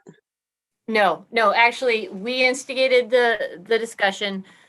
I originally was interested in having, because we were getting a lot of complaints from certain people during the Main Street design, that we were getting rid of the on-street parking, which is not really on-street parking. It was on sidewalk and it was not legal. However, because of the fact that we had, that people were parking there, I was thinking that, geez, if we expanded the library parking lot and we went and we shared what St. Mark's has, and we were able to pave all that and make that into a real larger parking lot, that would help us and accommodate more parking for the downtown people. Then when it kind of came up that, geez, that intersection's kind of failing because of the water and the huge puddle there, moving the intersection made a lot of sense. And then it made more sense that, geez, if we can get this grant and we can make a pocket park, and knowing what, because I had met with Ms. Gillespie and library about the little garden that they were planning on doing. I can't get that word out of my mouth today. When I was looking at that, this came out to be a much better plan, but we do need to, I want to replace their parking, be able to have some that I believe that they'll share with us, but I wanted to make sure that we were able to to move our street was the most important piece of this because of the drainage and everything else that we have to deal with. Thank you. And just one more question, because it sounds like there are others. I guess it's probably just echoing what Ms. Braccio said, and it'd be interesting to know what the demand for parking is there. Obviously, St. Mark's, definitely there's sports, you see that, and it's there. I mean, what I'm getting at is, like, I'm just picturing what's a really pretty kind of scenic area now, this big parking lot, but it's not our property, so I understand that that's kind of out of our control. But I am curious about what the downtown demand is. I mean, of course, we do have those particular days where there'll be a candidates night every year, or Santa comes, or hopefully we're having Heritage Day again someday. But it would be interesting to know, like, is it just peak demand, like during those specific events, or is it consistent day over day that we're lacking parking spots? No, it's much more of a demand based for issues. I do notice a lot of people at the same, like, that spot for St. Mark's does have a car in it almost daily. There's at least something going on there, but it's not like flooded with vehicles.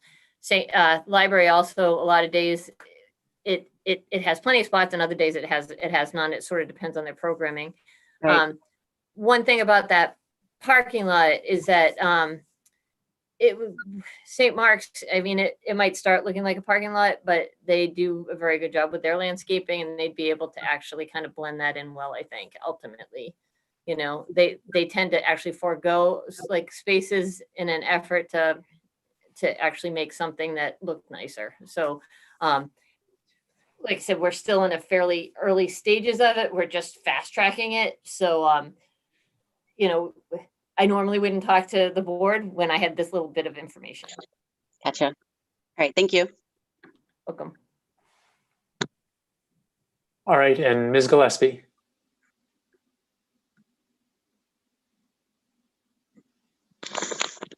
Hi, everyone. Can you hear me now? And my dog too? Yep. Okay, so this is very exciting. And I'd look forward to seeing some of these plans, Karen. I was just out there with Karen and Ryan, 2 weeks ago or less, talking about the trail over to the townhouse next to the library, next to the cemetery, something I started talking to Ryan about like 2 years ago when at Heritage Day, and people were trying to get up there, and there wasn't an easy path. And then if you see the beautiful cemetery, we could walk alongside it. It's not clear if it's St. Mark's land or the town's land, but this here is really an enhanced vision of that. And the native plant garden, I'm not sure if this is, you're thinking to replace what I'm already talking with Ryan, because I'm certainly thinking it's to increase it. But I just want to say, I think there's a lot of really positive potential here. The Open Space Preservation Commission is also collaborating conceptually currently with St. Mark's on doing more of the native plant programming for education. That's one of the programs we're talking about with the library. Science, CS, biology, connection, getting this out to the kids. It's part of the work we're doing with Professor G. Gear. And just coincidentally, I just happened to have an email I got today talking about green stormwater infrastructure. So if you're having to deal with stormwater from that project, there's a great way to use it that's actually would be an asset to the nature-based solution to stormwater, reducing flow going into any other infrastructure.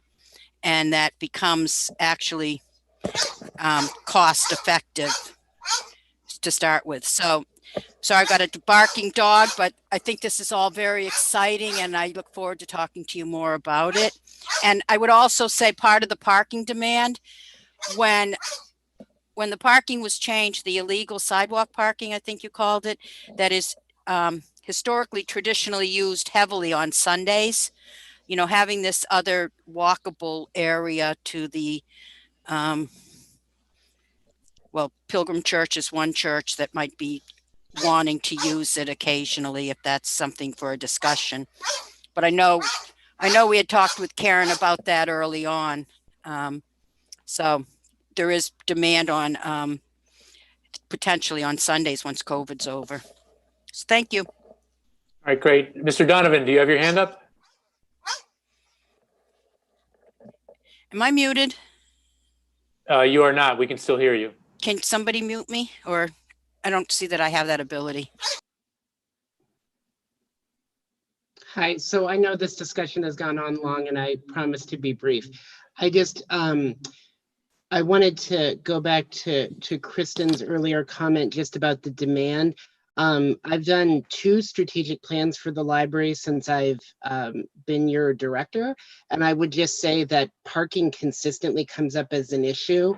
It is not simply during candidates night or some of the other high volume adult events. It's actually pretty consistently during the summer season in particular. If any of you have ever gone or driven by the library during a summer reading event, you know what I'm talking about. We one time had a gentleman doing a bubble demonstration where we had almost 300 people show up.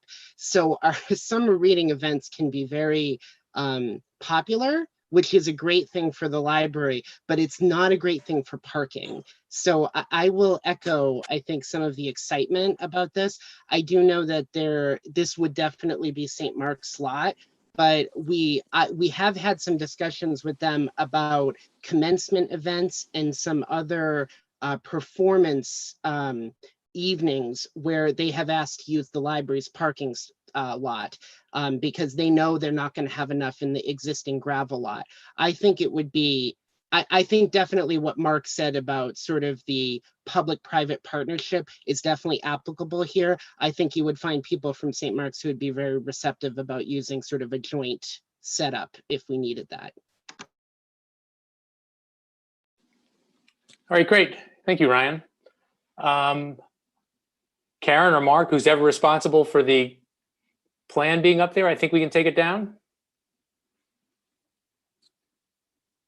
All right, great. Anyone else on the board with anything before we move on to the next item?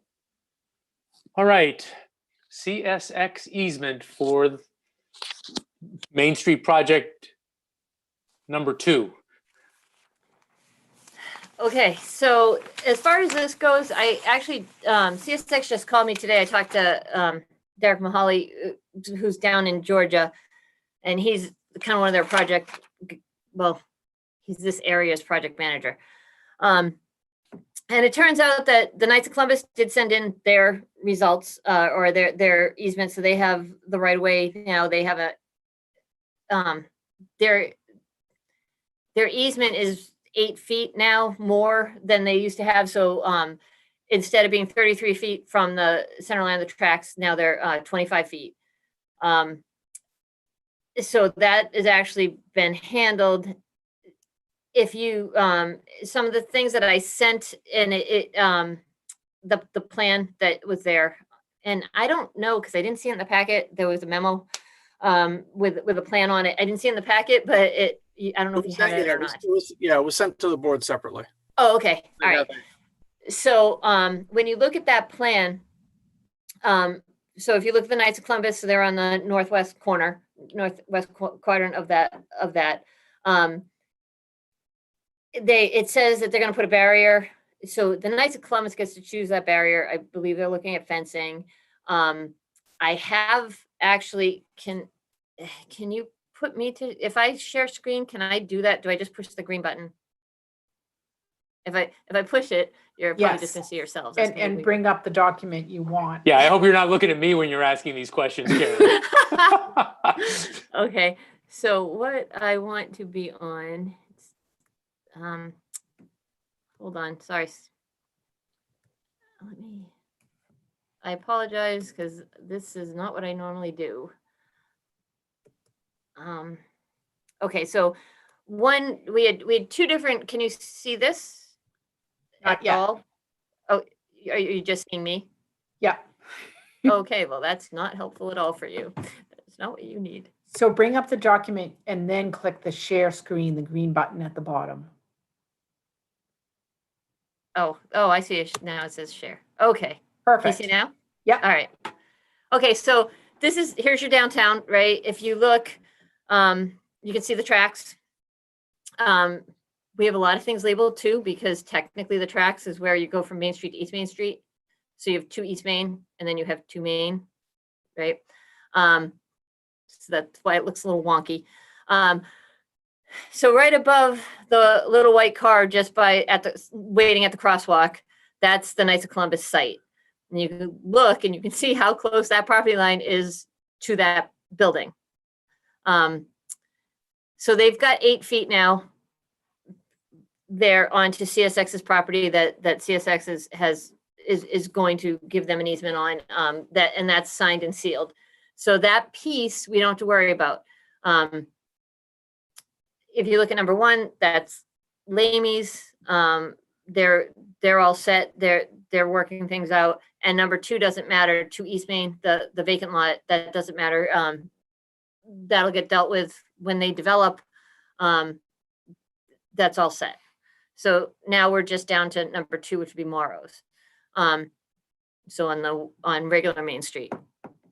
And one thing I did ask Derek, because I'm going to say his last name wrong, was, okay, we have a 25-foot easement now, or 25 feet instead of 33 when you're looking at the Knights of Columbus building.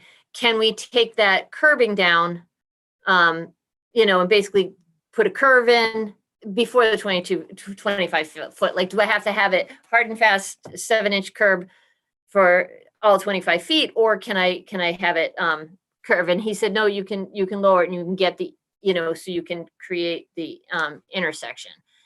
Now, I don't know if I can pull up the other one just as easily. Can you see a new one? Do you see anything? So there's a new plan there, right? Yes, so, yes. Yeah, okay, good. So now, all right, so you can see the hand and you see this 22. So this is where their old driveway was for Knights of Columbus. Okay, where I highlighted. Now you see this little purple line, and there's a purple one here. This is where we can make their new driveway, and this will get them at least in. It's tight at the building. They have the walkway and everything. So they're going to have to, there will be some discussion they're going to have to get better access to the back of their building. If you look, these red lines here, this is where the CSX wants us, we'll have curb there, but they want us to have the curb all through this, watching the hand, and all this but like I said, they said we can put this curve in, and that's so that people can't have access to the tracks easily, right, for driving onto them. Same down this end, they wanted us to extend this curb originally, and so this would be into Morrow's. So it looks like we could put the purple line I drew, right? And so now this gives them like a 21-foot driveway. And when you look at that other plan, when you see this, which I think you can see now, right? A lot of their parking spots are actually on CSX's property. So that's where that issue kind of comes up. CSX would like us to put bollards or concrete or Jersey barriers, whatever it is that we want, down this line, down this property line, as part of being able to get the easement for downtown. So that's basically a summary of where it stands and what's going on with it.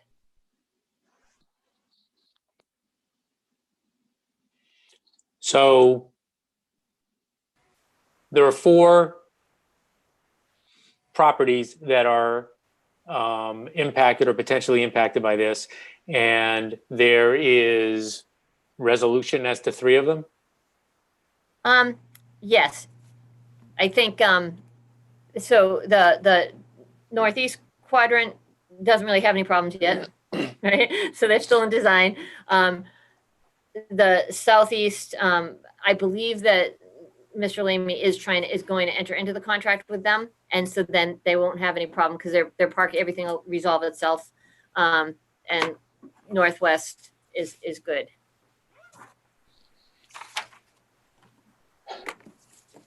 So what you said, Karen, that CSX would like us to put in the barrier in return for the easement. Obviously, right now there's not a barrier there. Correct.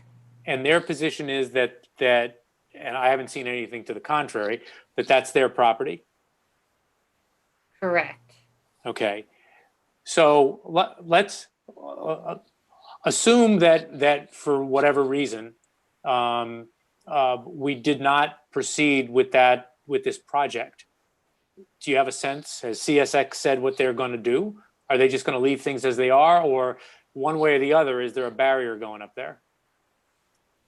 I actually have never asked that question. If we didn't go forward with the project, I don't know what would happen. Okay. Okay, that's probably a question that's worth asking. Okay. Number two, is there a way? I understand them wanting a barrier. Is there a way for that barrier to move so that parking spaces could be retained? If they entered into an easement, yes. So if Morrow's, the property owner on that what is that, the southwest corner? Yep. Is there an easement, as far as you know, that CSX has put on the table as a proposal for them? Do you know one way or the other? So they haven't contacted CSX to get, last time I talked to CSX and to them, to get information about like, what are you requiring? What do you want for an easement?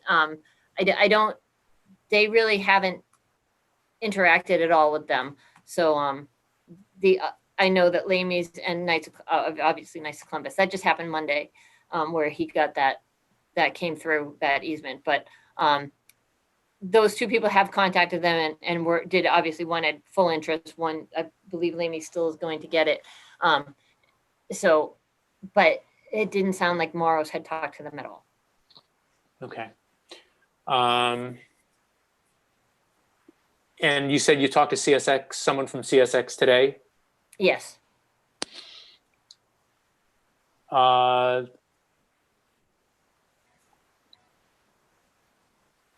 mean, I guess I'm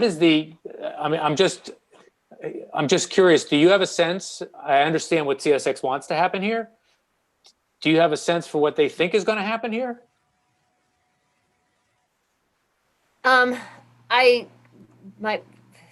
Meaning like whether or not everyone will end up with easements?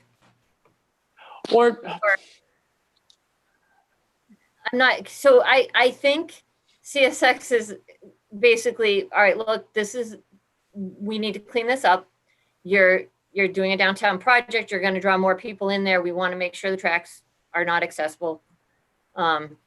We want to clean up the real estate, and we obviously are obligated to fix the drainage down there, which I haven't had anybody call randomly. I mean, like people usually call us and say, hey, I've got problems with drainage. Like your drainage is bad. I've never had that from downtown, but I've heard through some of the EDC and the planning board meetings about the northeast quadrant that there's a big, and I mean, I know septic wise there's a problem down there, but I had not heard that there was a lot of problems with the storm system, but we do need to replace the water. We were going to replace the gas main's going to get replaced and the drainage system. And that's why we really need that easement. And we want them to fix that crossing. At the same time, when they fix that crossing, they told me that they will, or we've been trying to negotiate that they will fix the one at Central Street because that one clearly needs it also. So CSX, if we get them in, we just want them to hammer it and do it for us because they're very hard for us to get anything out of. Okay, so purely from a town standpoint, though, there are some somewhere between important and compelling reasons to do work in that area. Yes. From safety reasons, from just improving downtown generally. So there are town reasons to figure out a way to get the work done down there. Yes. Okay. All right. I've got some other questions I think lurking, but why don't we go to, I think it's Mr. I think you're up first, Mr. Stivers. Okay, thanks. Karen, helpful update. You said that CSX's main interest or a primary interest is safety there. Do we know if, in fact, they were to grant an easement to Morrow's of, I don't know what the exact number is, but 8 feet, 10 feet or whatever, that would preserve the parking spaces as you go into the Morrow's entrance there, with some sort of a Jersey barrier kind of thing that would prohibit access to the tracks? Is that sufficient to deal with their safety concerns? Yes. I mean, it would have to be along that property line. Right. They would like, yes. So, but potentially at least, if there was a barrier there that would preserve those additional parking spaces as you turn into Morrow's, that might satisfy their safety concerns as long as that barrier was, sufficient to prohibit access to the tracks. Yes. Have they discussed that with Morrow's? Have they presented that to Morrow's? Or? Basically, I believe that they all would have been contacted about the same thing, that basically if we give you the 8 feet, there needs to be a barrier. So you have 25 feet from center line of track, there has to be a barrier so that no one can access the tracks. And then obviously they also have a limit. You can't have like vertical within 12 feet of the center line or 12 feet of the tracks. Because of the train, obviously. How close would a barrier have to be to the tracks to preserve the Morrow's parking spaces there? Unfortunately, it's almost it's closer to in some spots like a 16-foot easement, and they're only able to get an 8 from 33 to 25.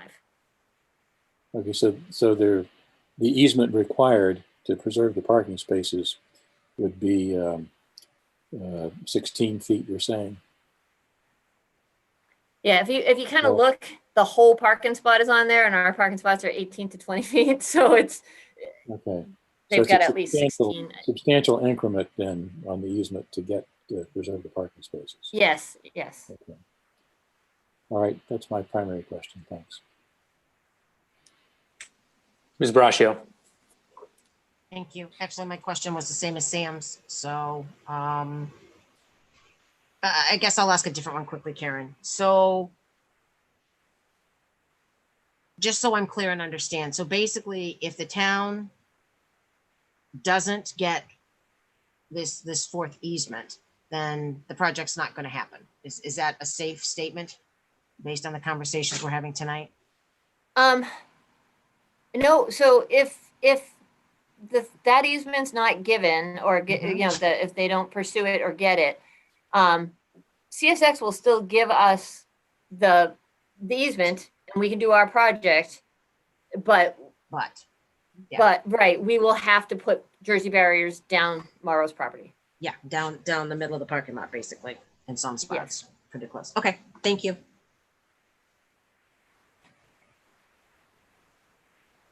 Ms. Malinowski. Thanks, Karen. So from your perspective on tying this into completing Main Street, is it from a aesthetic issue, or does it have any other impacts if we don't go forward with the project?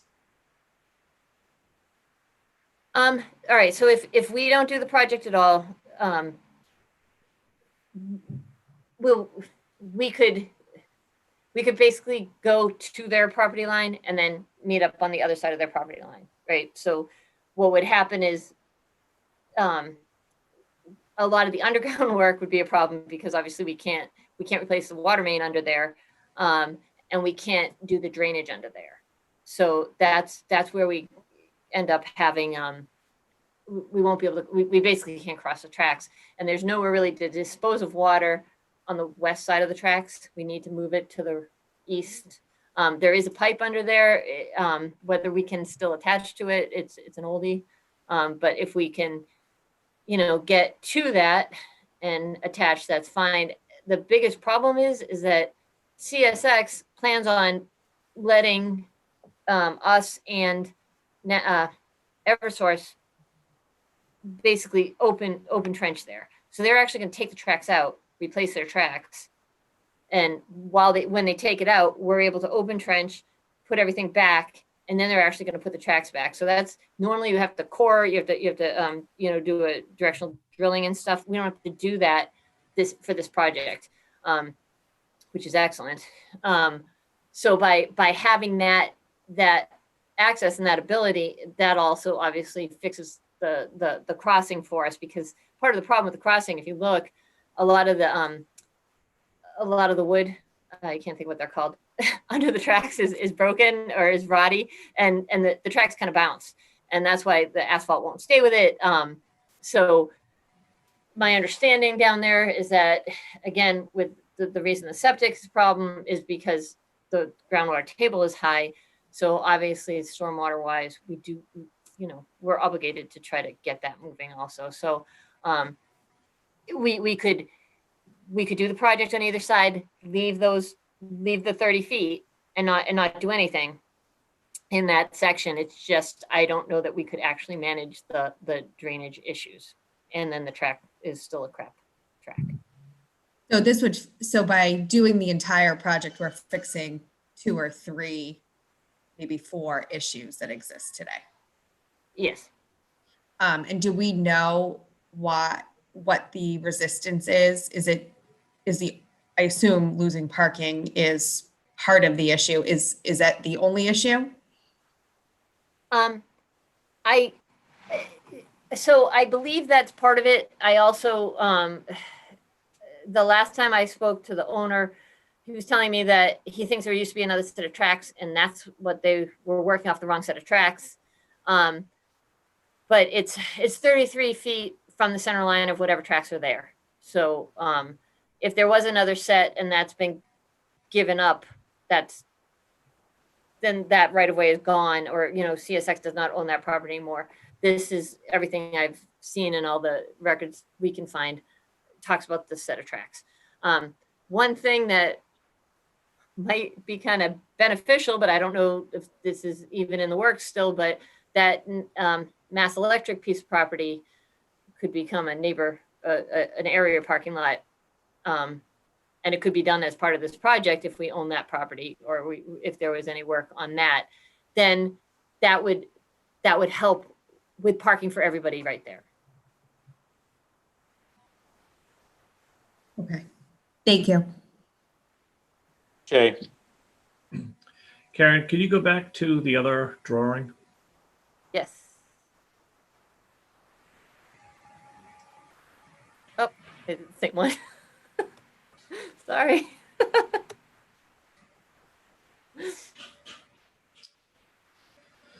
All right, so again, starting on the southeast side where Lamy's is now, where that pinkish line is, it's just 33 feet off the center line of the tracks. This one? Yep. Okay, As yep. part of all this, there's nothing that the town needs to do to set a barrier at that location, correct? Based on the agreements in place? Correct. We can put a barrier there if we, or bollards or whatever.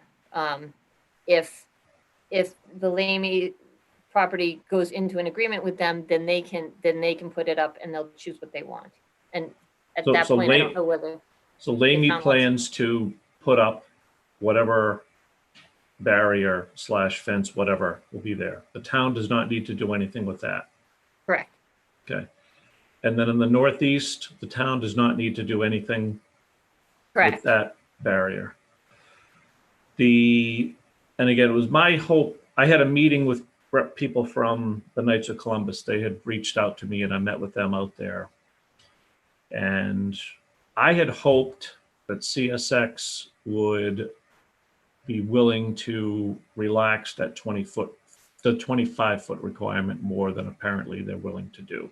And if they've come to an agreement with the Knights at the 25 feet, then so be it. As part of our easement, are we then required to install something at that location? No. Or will the Knights be doing it? So the Knights are supposed to do it. If we want to help them, that's different. But the Knights are supposed, according to CSX, the Knights now can put up whatever they want for a barrier. And do you know how They far were- back they are required to go? Just to the property line, which is actually fairly short. All right. And one thing with Jersey barriers to keep in mind, because I mean they're going to be tight with that driveway at the back corner of their building. Yes. And it's one thing to take a measurement off that line, but I mean, like everybody's got to recognize that a Jersey barrier is 2 feet wide at its base. So that could potentially be, if you put the Jersey barrier at the center of that, where that red line is, that's another foot that's coming off as well. And that's why I think they want to do a fence. Okay.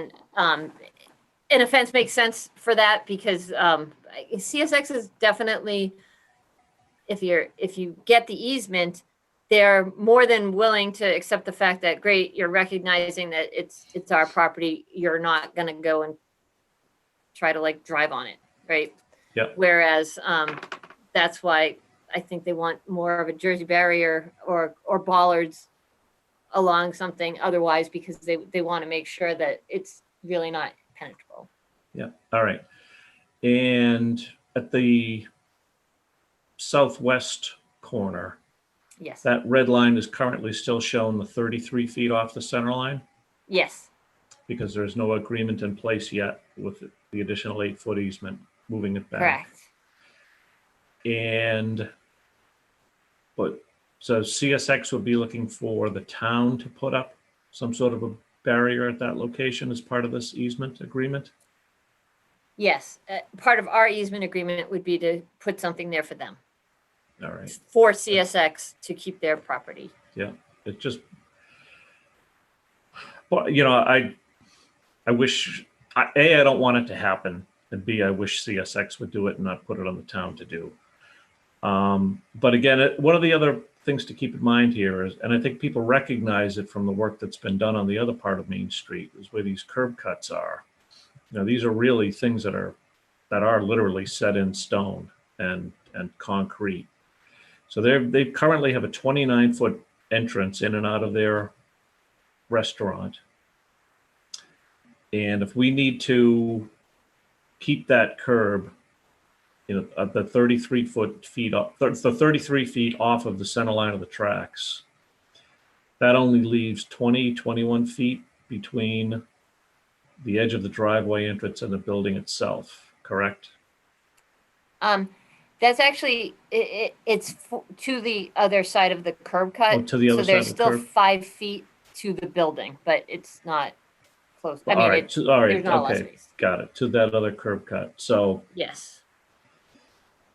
So that's going to be an impact as well. And all right. I guess those are the only questions that I have. I mean, whether the town can help as part of this design that we're putting forward, that we're sending to them, if we can't, if there is no easement in that quarter, I mean, VHB can work as best as they can to try to get something and say, okay, well, here's how you can arrange your parking lot so that you still have some spots. Or if they got the easement, which I know still is not as much as they have now, which again, they are using someone else's property. So just to be clear, it's like CSX owns that. It's not even like it's a right of way for us, right? Yeah. But if they if they get that 8 feet, then again, it might be something that then VHB could say, well, if you got the 8 feet, you could do these things. Because once you get past the building, it does get wider. You know what I mean? Like there's more space to be able to make your parking spots. And I think there's potential to work within that parking lot to not really lose spots if they got the easement. Yep. I mean, I'm not CSX, I'm not in the railroad business, but it just seems that I thought there could have been a little bit more flexibility on that 25-foot distance as well, but it doesn't seem that that's the case. So, thank you. Karen, what time factors are we dealing with here? You'd like to you don't want to start it tomorrow because it's December, but in obviously funding would have to be in place. The weather would have to be cooperative. But if you wanted to, when would you want to start this project? Ideally, I would like to be able to know we're at the point that we can vet it over January, February, March, if we need to, whatever, we'll get everything set up so that we could bid in spring and at least start the work in the fall, or summer and fall, with the idea that as far as the crossing goes, that's still going to be on CSX's time, in their timeline, but I know the National Grid is not National Grid. Eversource has been pushing them because they really want to they've replaced their main everywhere except in that 30-foot easement right now, or 30-foot, but they have an easement for it. So there's a good chance that would be fairly quickly, that the crossing would be one of the first things done. Okay, and now this really isn't a question for you. It's me thinking out loud. But I mean, there are basically 3 ways for the town to get an easement, or at least 3 I can think of, or an easement or its equivalent. Number 1, to actually take physical possession of the property. I don't think we're going to be able to take property away from a railroad. Number 2 is through the sort of agreement that CSX has floated with the town, and that is for them to give us an easement in return for us making what they see as safety measures, and that's putting up the Jersey barriers or an equivalent on that 4th piece of property. Again, the other 3 seem to have been addressed. It strikes me that there are public entities can't be completely stymied by private landowners if there is a compelling public interest. And I am guessing, I could be wrong about this, but I don't think I am, that if the town needed an easement to work on anybody's property, and that property owner weren't willing to voluntarily grant that easement, the town can take it by eminent domain. That costs the town money. And do what is necessary from a compelling public interest standpoint, and compensate the landowner for that. Now, that would cost the town money. And this goes back to one of the early questions I asked. I suspect that if the town took that route with CSX, that you could be darn sure that there'd be a Jersey barrier on their property, on that southwest corner, because that's a pretty aggressive step for the town to take. So again, we're not going to decide it tonight, but it strikes me we need to have in one of our January meetings. We being the board have to have a pretty thorough discussion about this and what posture we want to take, both with respect to CSX, one of the landowners in that area, and also the other landowner, and that'd be Moros. Because Karen, you've made a pretty good case that it's in the town's interest to address, for 2, 3, maybe more reasons, that area of Main Street. And I think the town has to figure out what route it's going to take to address them. I don't think we're going to make that decision tonight, but we need to have a discussion about it pretty soon. Do you have anything else, Karen? No, nothing. No. Anybody else on the board? Can I just ask one other question, Marty? Yeah. So Karen, let me just so I'm clear on the curbing and everything we're doing.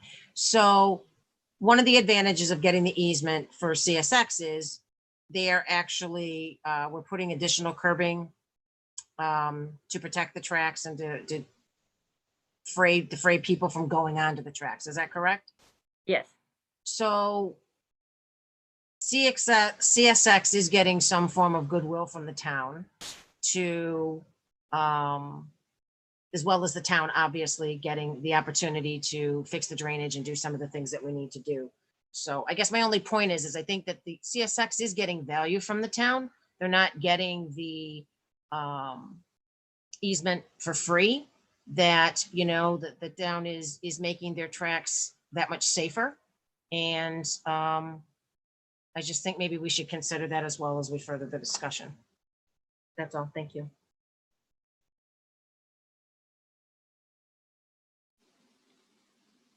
Anyone else?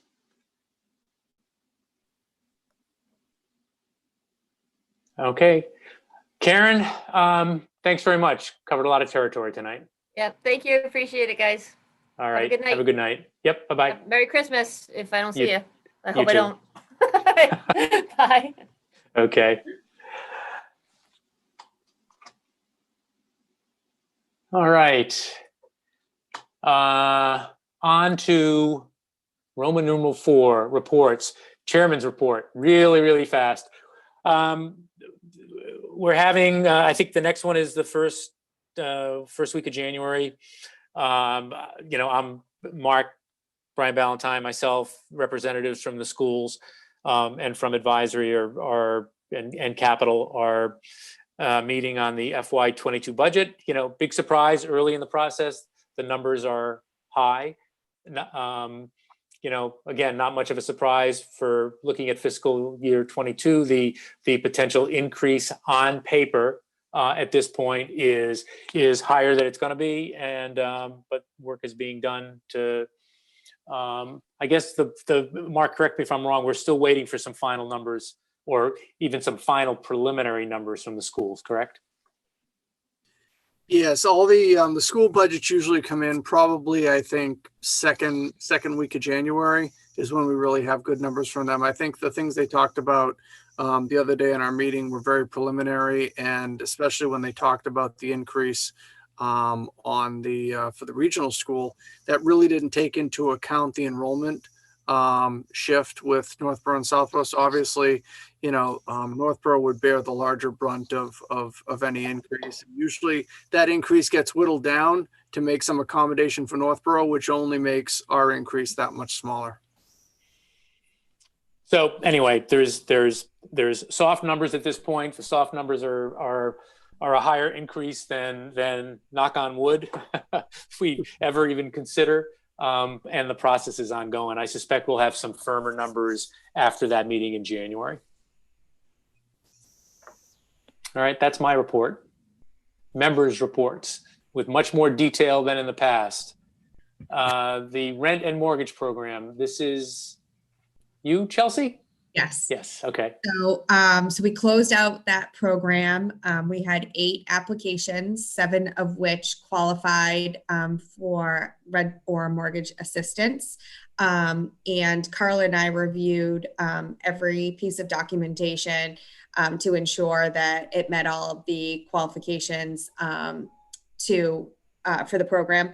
And Carla reported to me today that checks totaling $13,000 were released to Youth and Family Services to be distributed to those families who applied. So Carla did a fantastic job of working with Youth and Family Services staff and myself to make sure that those checks got cut timely. And she will be working on making sure that that portion is included in her 12/30 report to get reimbursed from CARES. But again, we have the trust as a backup if something gets kicked out, but Carla and I are fairly confident that everything qualified. So I'd like to thank her, and Christina did a great job from Youth and Family Services. She's the new admin there, and she coordinated a lot of the document retrieval and going back to make sure everything was accounted for.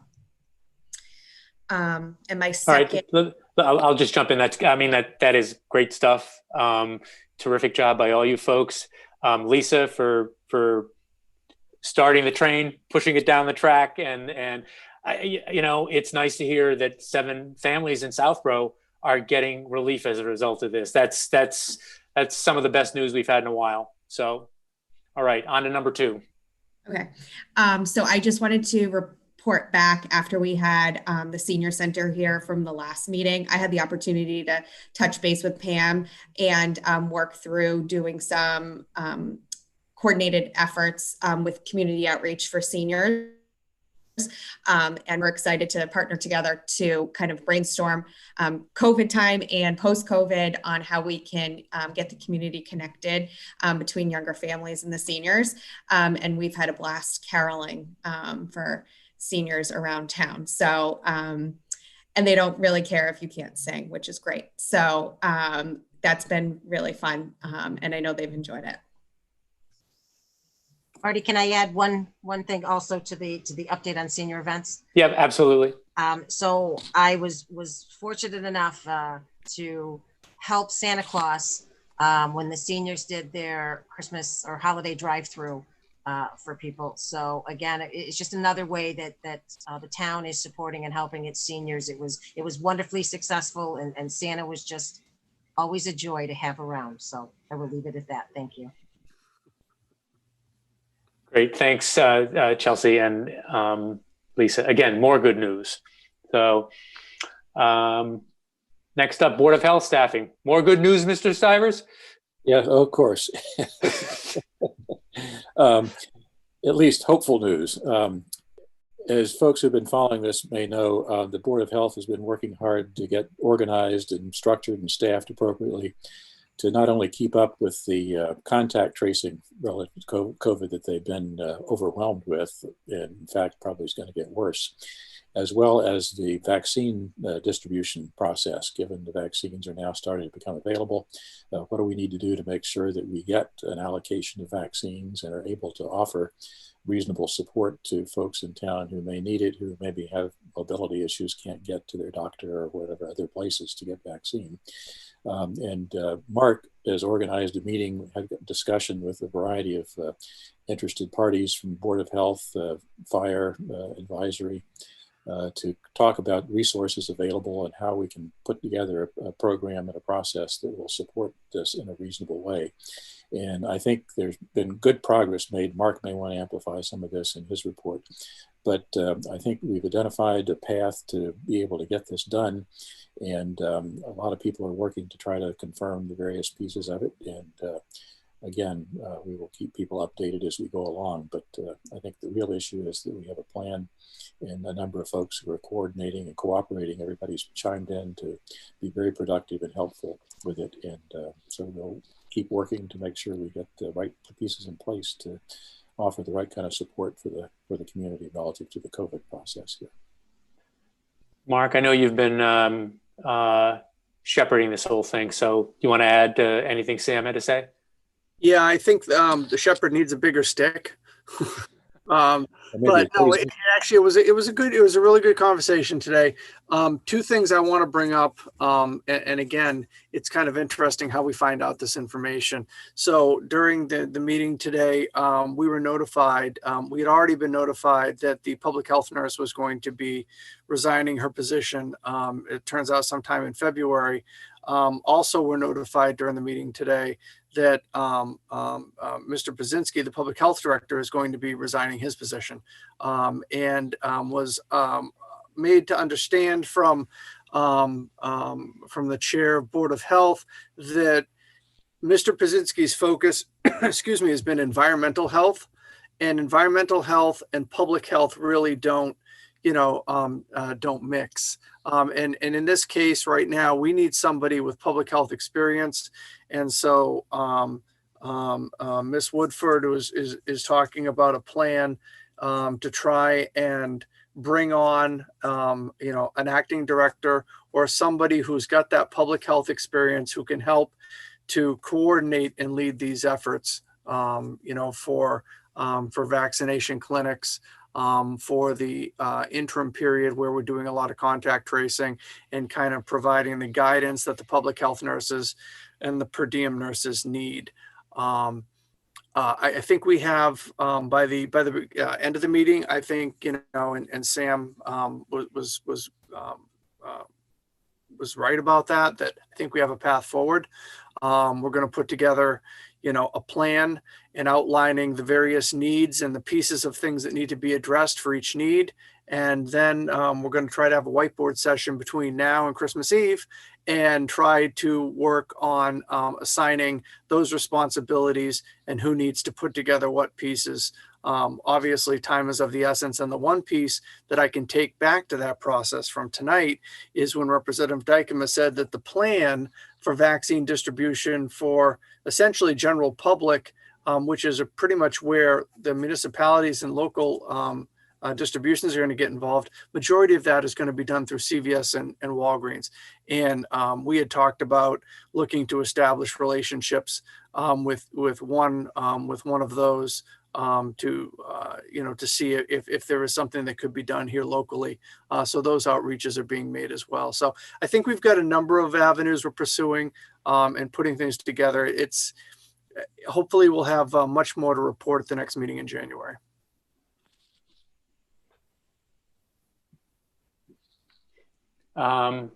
Okay. I think that is it for members' reports. Town administrator report. A number of items. Mark? Mr. Chairman, I'm going to do what you did earlier for Ms. Galligan. I'm going to go in reverse because I think the most conversation is going to be on the first piece. So I'll start at the bottom. Actually, I'm going to start with an item that's not on there and just give kudos to the recreation director, to Tim Davis. Partway through the capital planning meeting last night, he texted me and let me know that his 2 recreation lighting projects had been unanimously approved by planning board. So kudos to him. It's been a long process, but at the end of the day, he got where he needed to be. The permitting is completed, and now he can focus on the bidding and the construction pieces. And hopefully that will move rapidly with the construction piece as soon as spring comes around. I know that seems like a long way at this point, but that's in the pipeline for him. Update on the common flagpole. You had received some plans. I had forwarded them to you. We received them through the building commissioner from Crown Castle for a replacement flagpole, 110-foot flagpole, 111 foot if you count the gold ball at the top. And the one comment that I got back immediately from one board member was, why is the pole moving 15 feet from its current location? And we have been trying to get an answer from Crown Castle. Today they submitted new plans, and they are going to move the flagpole because they need to put in new footings. The structural analysis is that it's not going to support the pole based on current regulations requirements. However, the landscaping, the wall that is now around that pole, the existing pole, that is all going to be moved or recreated around the new pole. And so those plans just came in, late this afternoon. I took a quick look at them and I was able to garner at least that bit of information. So that's where we are with that. Mr. Healy, if I may. So, and not to, so there was my comment that I had provided. So is the uplighting going to be moved and all that stuff as well? Yes, everything's going to be moved. All that, all right. Because it really did seem as though whoever put that plan together was not cognizant of the area surrounding the existing pole and all the efforts that had been done to make that base nice and the lighting up to it towards the flag, etc. So as long as that would need to be recreated in my mind, or the new foundation and footing pointed into that existing area. So thank you. So yeah, they're going to move everything, Mr. Shea. So that's Okay. the first piece on the flagpole. The other two items are really notification pieces. Reminders were sent out from town accountant on the CARES Act, making sure everybody understands the closeout for expenses is December 30th. That notification went out to everybody earlier today.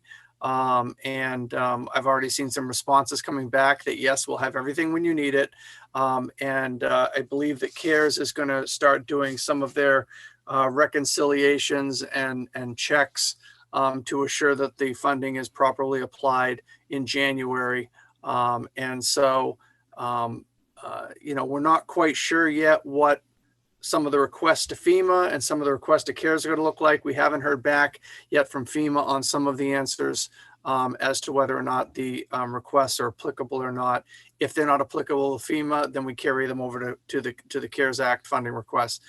So that's going to be a little bit of a moving target as we get more information. Second piece, notice went out for the perk testing at the Art Center. We sent out abutters notices, 300-foot radius, so about 44 people, and did special notification to the two departments in the Art Center. And Ms. Galligan is going to be working to make that happen as soon as possible. The snow is not really as much of an issue. It's when the ground starts to freeze to a little bit of depth. So we still have a little bit of a window, and she's working to make sure that we can get done what we need to within that window. Finally, Mr. Healy, we had talked a little bit about ComCan and our community host agreements and payments that are a requirement of the community host agreement. If you're familiar with the host agreement that we have with ComCan, there is an overarching payment that they make to the town, 3% of gross, and that happens in December and June. And it happened after they were in business for 1 year. So it's the period after they've been open and in business for 1 year. Moving forward, it's every 6 months we receive a check, which is somewhere between $40,000 and $50,000 for each check. When the business, I'm going to see if I get this right. When the business was opened, there was a $15,000 payment that was made to the town that was credited against their first 3% of gross payment.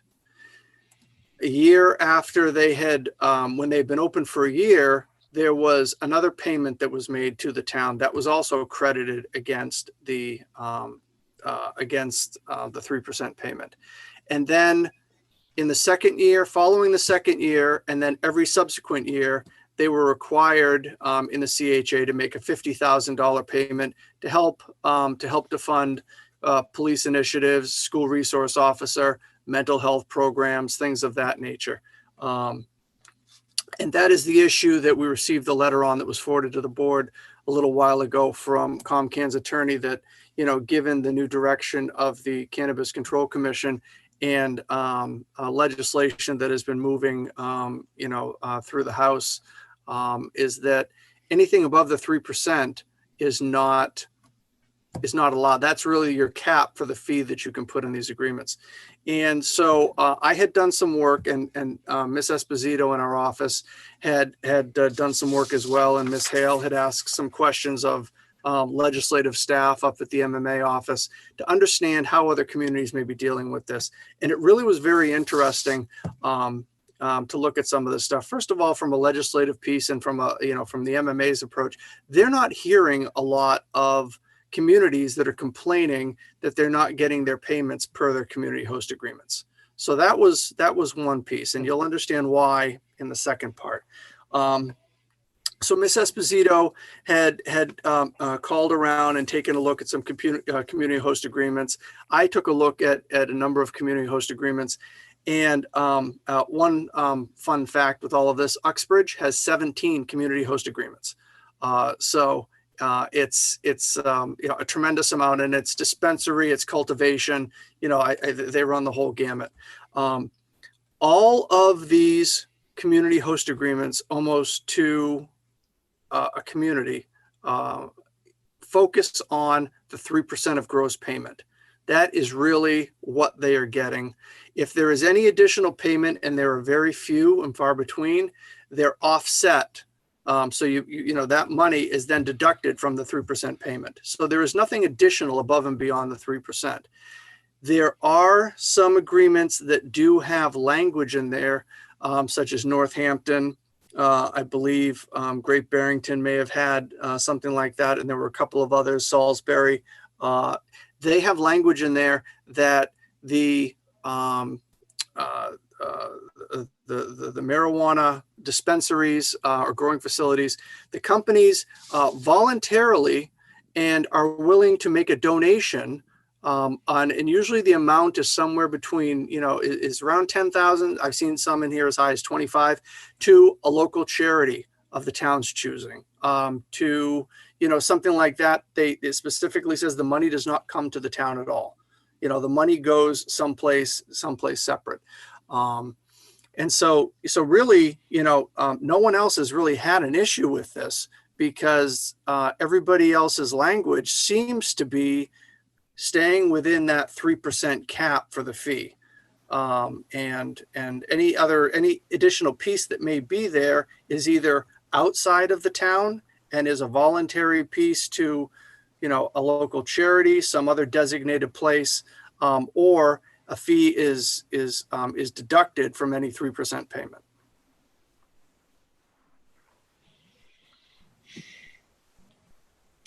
Mark,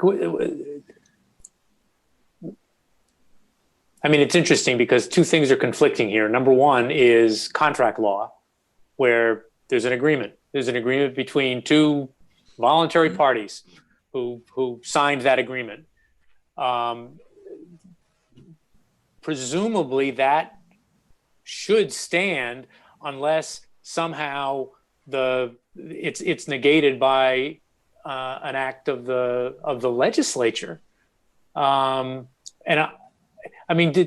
in terms of the canvassing that's been done, was there any sense from God?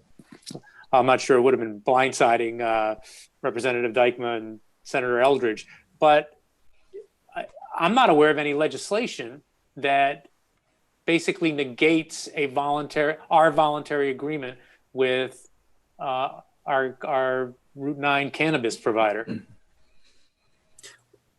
So the agreement, when we did the agreements are not voluntary. The agreements were a requirement for the cannabis company to be able to locate in town and to do it. So it really wasn't. The agreement was right. But that's still voluntary. They could have chose not to be here. They voluntarily chose to be in Southborough. They voluntarily chose to execute an agreement, and they voluntarily chose to execute an agreement that had that provision in it. They could have said no to any of those things, and they'd be in Hudson now or wherever. Yeah, sure. So, Marty, if I could. Yeah, Brian. As one of the board members who negotiated that, what appears to be an outstanding agreement on behalf of the town of Southborough now, CompCan themselves gave us example host agreements to go by. I haven't gone back and studied exactly all the the information that we had at the time, but it would seem I don't recall inventing that $50,000 payment in addition to the 3%. So that may have been in existence in some of the examples that they even gave us. But again, it's signed by both parties, So I'm I'm certainly not willing at this point to just let it go based on what Comcam's lawyer says. So. And I'm not suggesting, and I'm not suggesting one way or the other, whether it's not worth pursuing or it's something that we absolutely should pursue. I simply wanted to provide the context with a lot of these other agreements and, and what we're seeing, and then trying to find out if there's people that are similarly situated and how they're addressing that issue. But I've yet to find somebody that was apples to apples.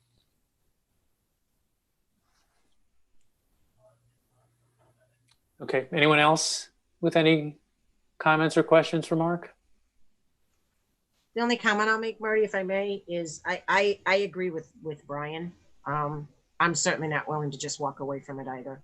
I agree with also with you, Marty, as well. I mean, a contract is a contract, and whether or not what someone else in another town is doing or isn't doing, a deal was signed with the town of Southborough. So, and it allowed them to be able to do business in Southborough. So I'm support what Brian said as well. Marty? Yeah, you're unmuted. Sam, go ahead. Quick question. I was interested in, I think it was your comment at prior meeting about this, that clearly there got to be attorneys who specialize in cannabis law, and maybe getting some input from somebody who has seen this process play out elsewhere, if it has, would be a useful input, not to spend a lot of money on it, but you could probably have an information session or something fairly inexpensively to say, what's going on here? Can you give us some high-level advice about possible next steps? Well, that was one of the reasons Mr. Purple and I talked about reaching out to other communities and finding out how they were handling it. And it sounds like they're not, either because they don't have to or because they've chosen not to. So, I guess, Mark, and it's interesting with what Brian said about the when it was negotiated. I guess, and we don't have to put it on for the next meeting, but maybe could you collect or have someone collect whatever historical information we have? Again, before we start, lawsuits are expensive, litigation's expensive. Let's find out exactly what our footing is in terms of this agreement, and then whether it's Mr. Cipriano or a cannabis counsel. I think at some point, once we've sort of corralled all that data and information, make a determination about whether or not we want to invest resources fighting this battle. And the answer may be yes. Again, I was hoping that there were going to be some fellow travelers, but it sounds like there may not be. So, key question is, can we rely on clear thinking from a cannabis lawyer? I'm still amazed. I am amazed at the volume. And that's only a medical dispensary. Right. I'm amazed at the volume of revenue that goes through. It's like $20,000 a day. That's a lot of money. You can drive by there at any time, during the day, even on a weekend, and you won't see more than 4 or 5 cars. I don't know, Mark. It sounds like you've been doing that. That's right, Mark. No, you know what? Because I'm trying to figure out, where it's really busy. But I remember when we originally had the tour and everything in that, and that people could get a 30-day supply. So it's not like they're going to have to come back, real frequently. We had one that opened up on Route 9 in Shrewsbury, and that place is busy. And it's a recreational, so yeah, you don't see the traffic, but when you saw the reports that I sent you that came along with the latest check, yeah, they're doing quite well. All I know is there's always a line when I'm there. No comment. All right. Mark, is that it for your report? That's it. Thank you. Roman numeral 5, consent agenda. We're going to fly through this, right? Are there any holes? A and F. A and F. Is that it? All right. I move that we approve items B, C, D, and E of the December 15th consent agenda? Second. Discussion, none. Ms. Braccio, Aye. Ms. Malinowski, Aye. Mr. Shea, Aye. Mr. Stivers, Aye. and Mr. Healy is aye. It's unanimous. A, open session minutes.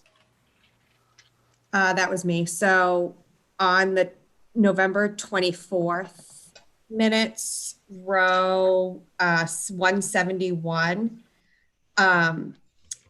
I just want to reword that sentence to say, she asked Mr. Purple to revise the minutes to include the second agenda item and the motion, the second and unanimous vote affiliated with it.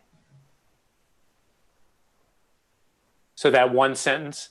Yes. And Kate, I can email you that change, and that way you don't have to write down what I just said. If you want to email that to Katie, that would be great, because I know she's fervently trying to figure out what you just said, and she's Yeah. take back. That's fine. Yep. I know when you get to the fourth clause, I lost it. So it was a long sentence.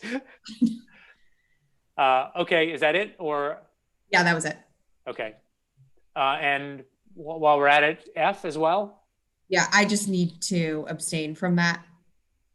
Okay. So, all right, well, let's take them individually then. I'll move to approve consent agenda item A, open session minutes from August 28, November 24, and December 1. Second. As amended. As amended.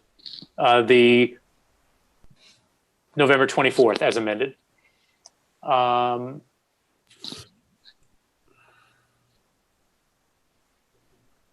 Let's see. Moved and seconded. Discussion none. Ms. Braccio. Aye. Ms. Malinowski. Aye. Mr. Shea. Aye.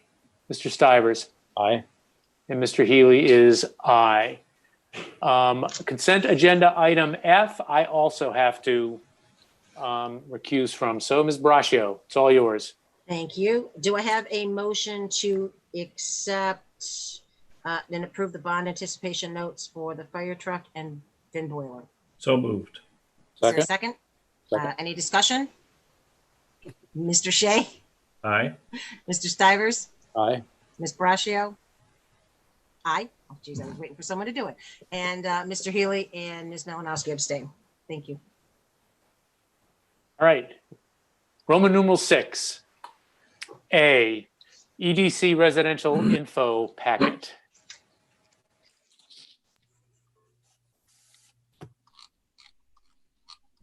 And we've got that in our packet. We do. Do you want me to give you a little context on that, Marty? I was going to say, yeah, Lisa, you've got the best the best feel for what the context is for this thing. So why don't you Sure. take it? Just briefly. So EDC had put together a package that they were hoping to be able to share with the businesses and the residents downtown. They had gone over it. They had approved it. And then Ms. Conley had reached out to me as I was liaison for the board and wanted approval from me as well. And I felt that this was something that the board should discuss. And if there's any edits or something, it should come from the full board. I wasn't comfortable doing it. So I do have edits. So Marty, I don't know how you want to go through this. If you want me to continue and talk about some of my concerns or do you just want to kind of go around the other way? It doesn't matter to me and I can go last. Totally up to you.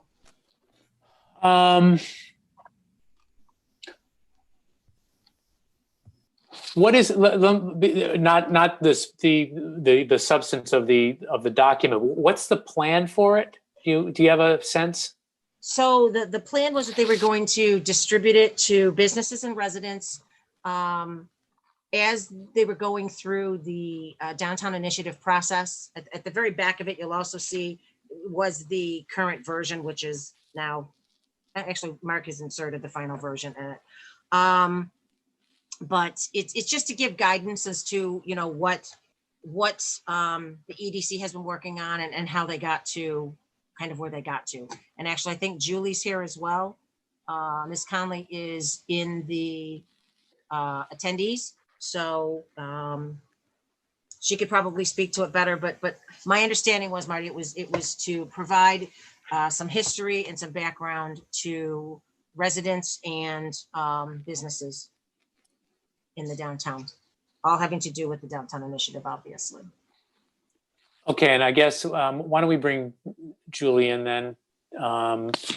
Because the timing of this is I guess something I want to get a better feel for. Yeah. Hi, Hey, Julie, how are you? I'm good. Thanks, Marty. So what is the plan for this document? So our thinking was, we want to make sure that there's, transparency, and a lot of people have questions. And when we're talking about some of these changes, that we're talking about for zoning, we know from all the different public forums we've done over the last couple of years that, people, there are a lot of residents in the downtown particularly, and a lot of businesses there. And, there's not always, unless you're attending all the meetings, there's not always a great way to know, how this might affect you. And so I think we just wanted to put out some information about, what was going on with the zoning. Obviously, a lot of this information is already publicly available anyway.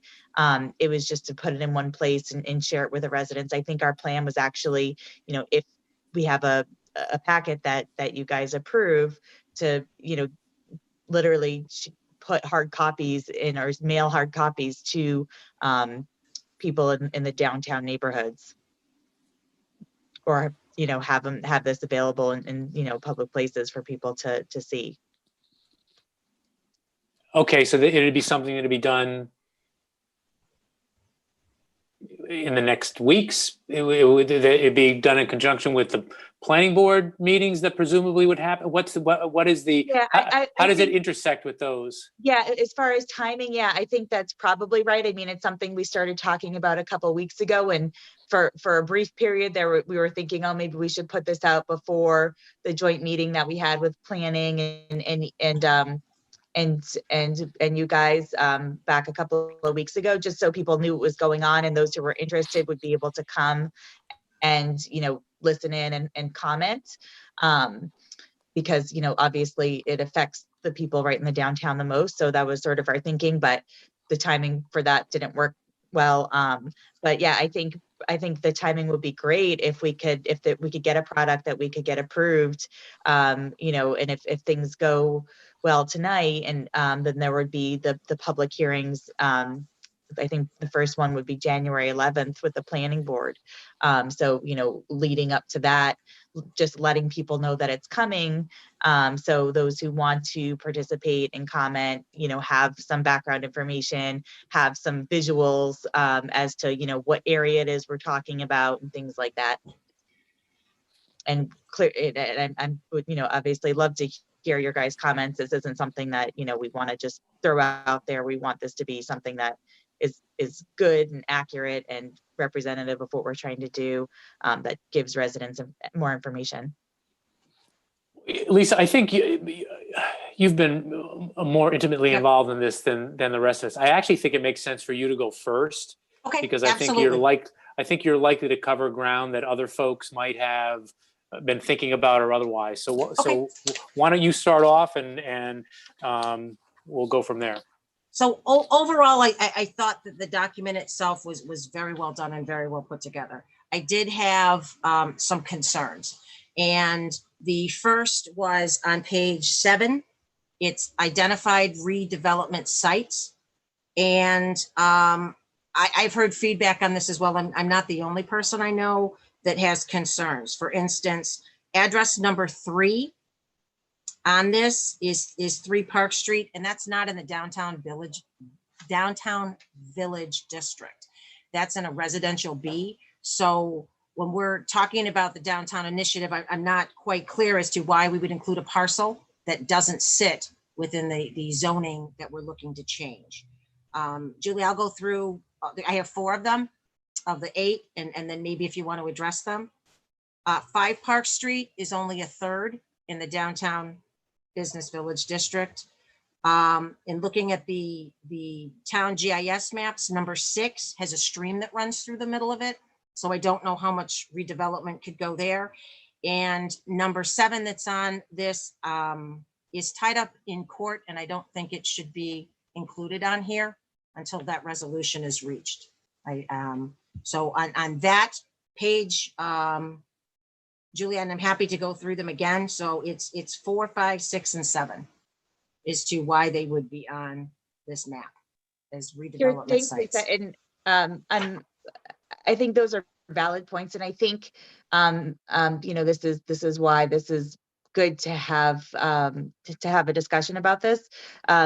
Those are all absolutely valid points. I think, those areas for possible redevelopment, those were identified, back 2 years ago in the ULI report. So there's the downtown business village district as currently defined in the current zoning bylaw. And there's, and there's the bigger, and, over the course of the last couple of years, we've gone through iterations of, how we're approaching this. And as of this point, you're right, we're looking at, specifically how to change the terms of the current bylaw with the current boundaries, and to the extent that some of the properties that had been identified for potential redevelopment fall outside of the boundaries. I understand why that could be confusing. So that's certainly something that we could, I can revisit with the committee and see how we could either not address that, take that out as a concept, or address it in, in a different way, because I agree that's a valid point. Yeah, and Julie, my concern was I didn't want there to be confusion on somebody saying, well, why, again, I'm asking the question, and other people I know have asked the question as well. So I think if we're clear and concise on the information that we're giving to people, and I understand why 3 and 4 were probably on there, because it is on Park Street, and the zoning for that piece is so wonky downtown, if I can use the word wonky, but I guess I did. So so I think for transparency, as you said, I think it's very important. So I would suggest 3 coming off, because it isn't included in the downtown village district. I mean, you could certainly leave 6 on there, whether it's wet or not. Times change, you just never know. But I would like to see 7 come off at this point as well. That's my suggestion. I'd like to hear, Marty, what the board thinks, and then I can move on to other pages. Yeah, I know what I think, but I'll let other folks weigh in first. Why don't we go to Ms. Malinowski? I agree. It shouldn't be in there right now. Brian? I agree. Do we need the page at all? Could the page go? Yeah, I just take the page out. I'm not sure it adds much to what we're trying to accomplish here. No, I think that would be great if the board was in agreement with that. Yep. Because the map itself is in there. So the sites that are in the district are already included further within. So, okay. Sam, I jumped over you. You were nodding though. Yeah, pull the page. Yeah. Okay. So one of the themes throughout this document as well, it's on page 9, it's on other pages, is, well, I'll go to page 9 first, I guess. One of the visions for downtown, again, has a property that's tied up in a lawsuit and what a vision may or may not be. And I think that picture shouldn't be there. It's the picture on the right, on the top on the right. So again, I worry where that is in court right now, that we're presenting a vision on that site when it's totally outside of our scope.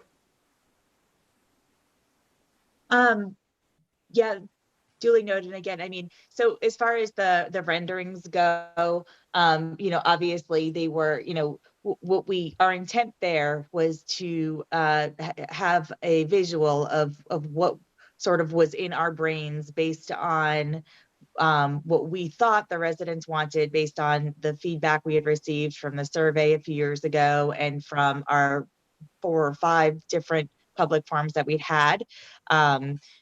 We wanted to, kind of put put an image to paper to show what we thought, what our vision was. So that was the point of that. Clearly, those aren't specific buildings that we have plans for, but your point is taken to the extent that one particular rendering is of a site that is currently in litigation. If I understand that, if we want to just not address that issue right now, I Yeah. think that makes sense. So here was my concern on this, Julie, was that there's other pages in the document and I'll get to them.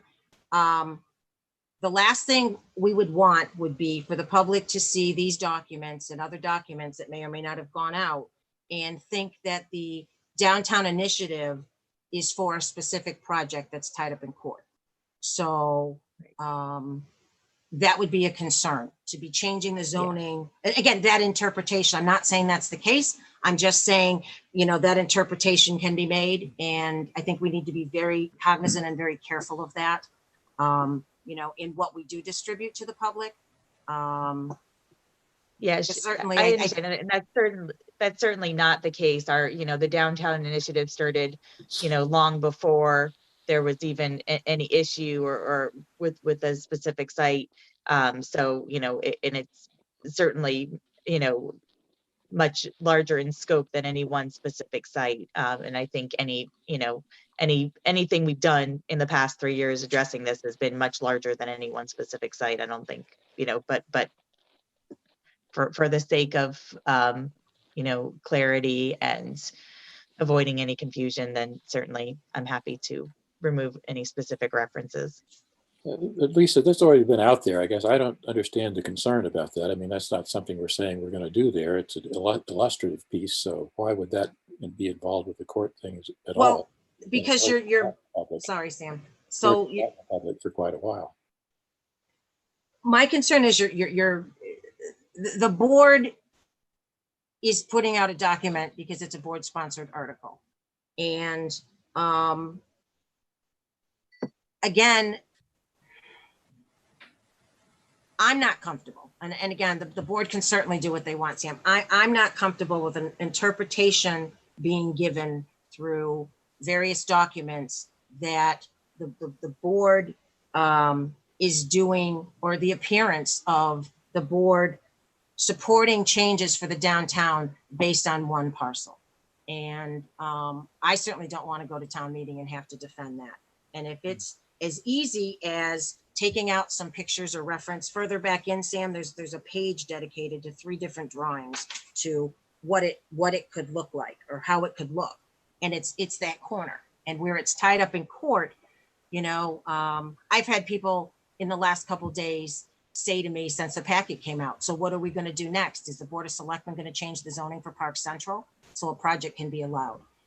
Again, I think we need to be careful, and that's all I'm saying. And again, there are 5 of us that sit on this board, and others could feel very differently than I. Completely respect that, and whatever direction the board wants to go. I just think how it's viewed by the public, we need to be very careful. I certainly respect your opinion on that, Lisa. I guess it doesn't concern me. So okay. Marty, if I could weigh in on that. Yeah, Brian, go ahead. So I agree with Lisa on this, and I think that we should minimize the number of renderings that are out there. One of the things that we went through on Main Street was previous ideas on that project, previous iterations on that project that got posted up in various places all across town. And then when the project that was ultimately built came out, if there was something different, we had to spend a lot of time explaining differences between them. So I think I tend to agree with Lisa on this, and I would lean away from trying to show too many renderings there. It kind of plants a vision in someone's mind, and if someone proposes something different on the site, I go, well, this is what was proposed here before. I like that better. Let's do that. So I'm sorry, Brian, Chelsea? just to clarify, or do you want us to remove all the renderings or just the one that Lisa mentioned? That was getting to another point I had, Brian, as I went further back. Yeah, see, I've got a broader point on that. Chelsea, do you want to weigh in? I agree with Brian and Lisa. I think the almost less is more here, and to not pigeonhole ourselves. I mean, if we're publishing this from, EDC did a nice job putting this together, but essentially the Board of Selectmen are stamping this to go out to the public. I don't think that we should pigeonhole ourselves into defending what it's going to look like, because we may or may not have control over the actual physical appearance. And I also don't think that we should be putting something out there that is tied up in court. And I don't want to say I'm not concerned about the whole court thing in terms of putting out a rendering for that. I just because I don't have to get there. This feels like a sales document to me.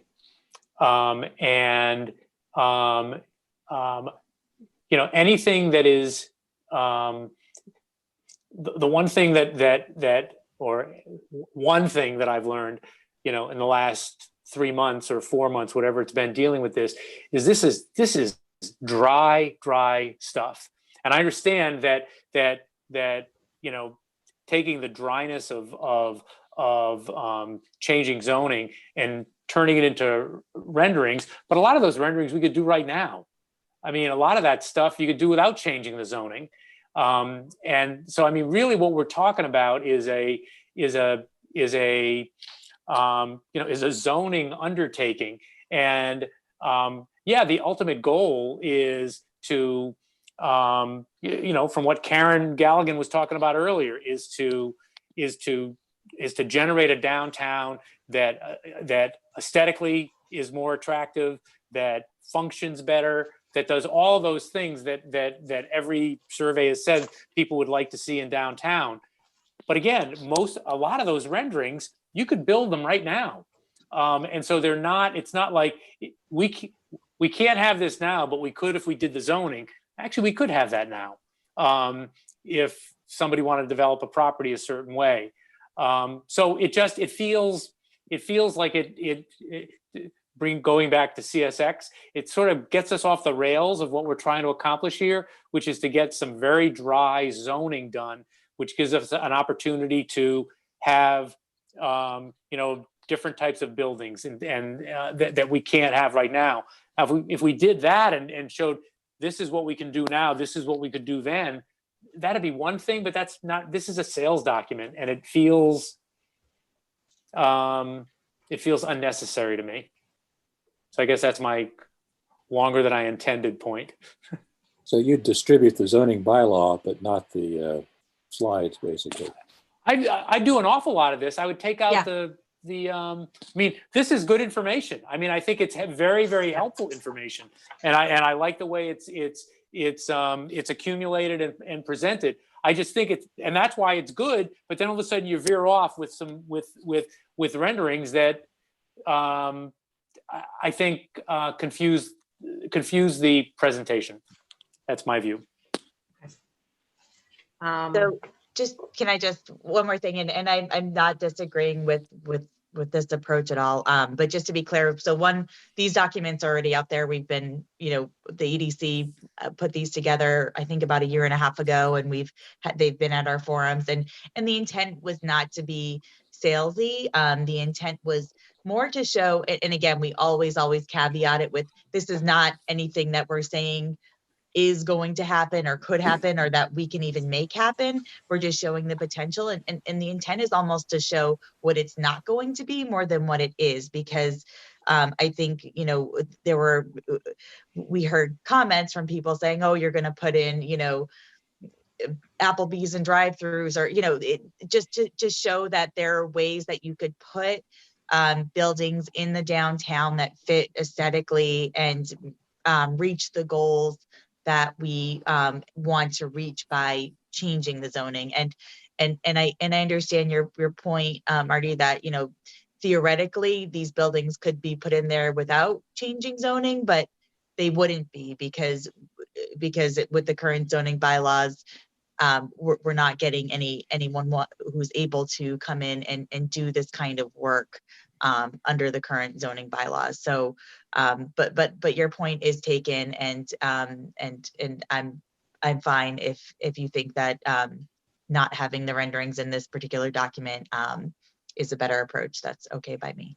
Yeah, and I think what was done before is perfectly reasonable because of, but right now there is a finite, bounded thing, a proposed zoning article, and anything I don't want to distract from that. I mean, that's going to be a cell that hopefully we have the opportunity to make the town meeting to, and the cell is, it improves, it gives us flexibility, et cetera, as opposed to we'll get this building. Again, I've got no problem with what was done before with visioning and the like, but now we've got a very specific proposed article that we are going to try to get passed, and anything that deviates from that, I think has got the potential for harm. Okay. And one other comment, if I can add to that, is Julie too, is I think the renderings are great. And I agree with you that it shows what could be, but there's another side to what could be as well. And, even based on the discussions we had, I mean, we're talking by doing things by right now with this document that have never been done before, for allowing more development. But someone could counter and say, I could put up a 24,000 square foot, if I had that size lot, office building by right, in someone's backyard potentially. So again, I'm always cautious on the renderings, as Brian said. The last thing you want is somebody to say, well, you told me this and we got this. So I think we all have vision to be able to do something downtown. It's just the documents and how we get there is all, and how it's sold. So that being said, I was fine with the majority of the document. Going back into, like I said, under Appendix A, that's the map. I think that's great. It's good vision for everyone. I think it's when we got to, again, Appendix B and the visions of downtown. So I don't believe the Southborough Arms or the high school that are shown here are even within the downtown business village.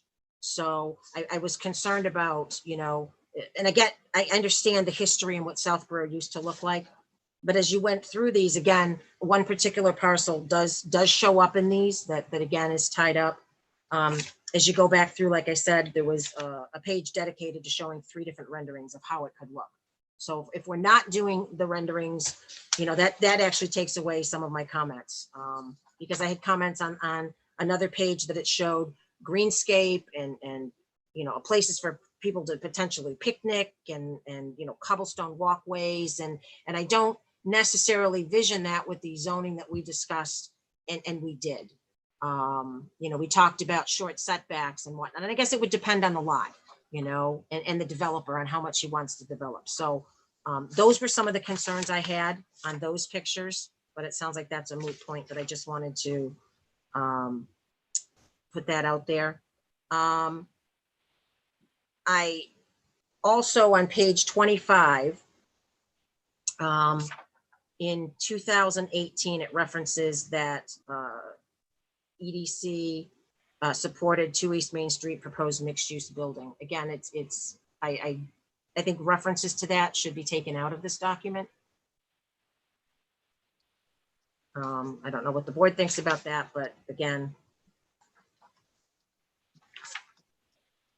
that was page 25 under 2000. See, I guess I feel differently about that. That happened. Okay. Yeah, Okay. Right? That did happen. It did happen. It did happen. Okay, that's fine. That's fine. And then that basically takes me to the back to, we would be inserting the district. So those were the concerns that I had. And it sounds like we've addressed most of them. So again, Marty, I'll toss it back to you for any other comments anyone else may have had. Well, you know what I would do, and you and Julie have been working together, with Judy Barrett and others. Yeah. Well, I am comfortable because, and I think at least the majority, maybe everybody, shares the concerns. And I'm fine, and I'll make the motion. I'm fine moving that because we don't meet again for 3 weeks. I'll move that on behalf of the board, we give Lisa the authority to sign off on the any edits to the document before it goes out. Are you comfortable with that, Lisa? I am. Yep. Second. Discussion? None? Quick discussion. Raj, oh, there is. Mr. Stivers. One comment. I think that I've worked hard to try to resist the urge to wordsmith, because I think the most important thing is getting this moving, getting it out. So while I don't share the same view about the renderings and so forth, I'm not strongly in favor of them necessarily, as opposed to keeping this process moving. So I'm fine with asking Lisa and Julie to do whatever needs to be done to get this out and available to the public as quickly as possible. I think that's very helpful to inform people sooner rather than later. So I support the motion. Okay, Julie, I asked Lisa, I didn't ask you. Are you fine with that? Absolutely. No, I appreciate everyone's feedback. I'm glad that you had the chance to weigh in on this before we sent it out. This is a really collaborative effort, and your points are well taken. Just one point of clarification, Lisa, did you said you're okay with the historical renderings, just not the vision renderings, right? Well, I had concern on the historical, but Julie, you and Lisa can work that Yeah. out. We're about to move on to another agenda item. Great. And Ms. Braccio, we've moved and seconded. all right. Ms. Malinowski, Aye. is Mr. Shea there? He's not. Mr. Stivers, Aye. Mr. Healy is aye. So Well, that we got a couple of passes. comments, hands raised out there. I don't know if people want to talk about this one or not. But,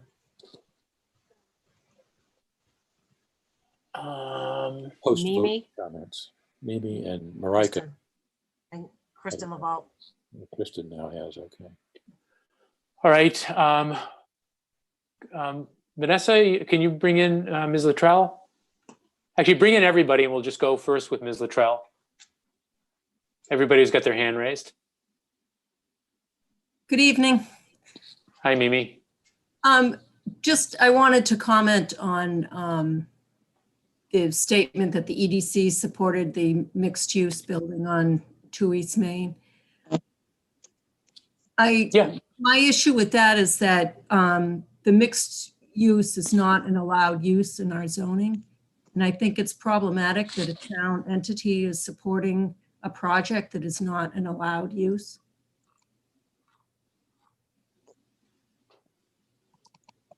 I guess I don't disagree with that. My comment was, but it, and again, it goes back to my question. Did that in fact happen?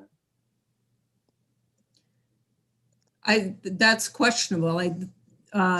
Some people spoke in favor of it and others said, we like the building, but if it's not allowed in our zoning, then we're not in favor of it. So I don't think they had a campaign or anything. Okay. So maybe it didn't happen. I don't know. Do we know, did the EDC take a formal position on this? Again, it strikes me as, if it happened, then having it in there is historically accurate. If it didn't happen, then it shouldn't be in there. So do we know, is someone from the EDC know for sure? I'm here. Yeah, I was involved with that. It's complicated. And there's a all right, long then let's history leave it out. I don't think we need to get into. So that's all I needed to hear was it's complicated. All right, Mimi, was that it? That's it. Thank you. Okay. Happy holidays. All right, you too. Thanks. I'm looking for hands. Kristen's here. Ms. Laval? Hi, Go can you hear ahead. me? Yep. Okay, just very quickly, just speaking as a member of the public, I personally do like the renderings because I don't think we're going to get much interest, quite frankly, unfortunately, from a town that doesn't always, largely participate in politics with so much going on. That I think we may not be giving public enough credit that to appreciate, as long as it's clearly labeled, that these are renderings and not, not necessarily what will happen, that people can appreciate that. But I think it's necessary to put a little vision out there to get people engaged and involved and really thinking about this. And then the only other thing I would add, and I admit I've not looked through everything thoroughly, so if this is there, I apologize, Julie. But to the point that Ms. Braccio made about making sure that we're not ending up with some huge office building like in someone's backyard, what won't this zoning change allow might bring some additional detail to those renderings that make them acceptable. Now, I know I'm saying all this with the board clearly voicing an opinion that differs, but I do think we should give the public a little credit. And I do think without something to engage them like that, then we lose interest and we lose a public voice. And that's what we really need on this. Thank you. That's it. All right, Sarah. Thanks, Kristen. And I'm looking through my attendee list, and I think that's it. All right, any other discussion by the board? All right, so it's moved and seconded that Ms. Braccio, you have our proxy. Ms. Braccio. Will do. Thank you. No, aye. Oh, aye. I'm sorry. I thought we already did that. We voted. Yeah, we voted. We voted, but Brian wasn't there. So. Mr. Shea is aye. Mr. Shea is aye. Shea is aye. All right. Okay. My vote is late, but my vote is in. Okay. All right. Wait a minute. I'm All right. So you have double the authority, Lisa.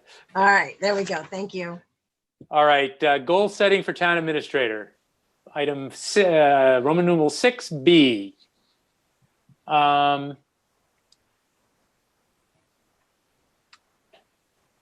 So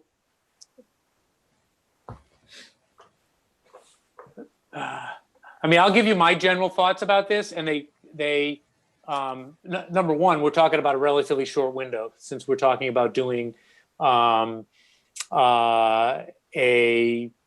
evaluation in February or March. So the goals for a period that short obviously would be relatively modest. For me, I guess they are twofold. Number one, that I think, Mark, quite frankly, you're already taking definite steps towards pursuing / meeting this goal, and that is more fulsome communication with the board across the board. And my second thing is, and the Board of Health process is a good example. I go back to something I said, I think, at our last meeting. I think the town administrator has more authority than you've taken. And I think that's a good example. I don't think anybody but the town administrator can ride herd on an issue like that and bring it to proper fruition on behalf of the town. So I would just, my second goal would be to embrace that authority that I think the town administrator has, and whether it's in the Board of Health context and some other context that you can identify, to take those reins and exert the authority that you have. And then I will, Mr. Stivers, I know you reached out to me, so I'm going to start with you, that you have some thoughts on this as well. Thanks. Yeah. I do agree that it's a challenge with a fairly short time window here, I guess, and I agree with your comments, Marty, about the area for focus. I think the Board of Health is a critical one, and Mark is clearly out in front of that one here, and I think that's going to be a useful thing to watch and track and consider as part of this process. I think there are a long list of projects. I got a dozen or so out of my evaluation comments that are worthwhile projects. And one of the possibilities is to get Mark to suggest a couple of things that he thinks are appropriate for focus. But again, I would say Board of Health is number one on mine. And also it occurred to me that Personnel Board is one that Mark works closely with. And so maybe getting them to lay out a set of tasks or project over the near term that could be something that they would feel is helpful and a good benchmark in terms of making progress in that dimension. Another one that's come up recently is the coordination between the building inspector and the historical commission relative to demolition delay bylaw. That's again a process kind of thing that requires people to work together. And again, we've had a couple of instances where that doesn't seem to have worked as smoothly as it might have. So getting a hold of that one could be a fairly short-term process as well. So. And there are some little things like we've been dancing around the sidewalk access to the public safety building, for example, for a while. So, something like that one could lay out and sort of check off if we can figure out a way to get that done effectively as well. So to me, combination of smaller projects, larger projects could give us a set of choices that, again, I would look to Mark to determine, what does he think makes sense in terms of some near-term things where he can get traction and demonstrate progress. I think it'd be useful input here. So if you want more projects, I got a list, but those are the ones that come to the top of the list for me. All right, Ms. Braccio?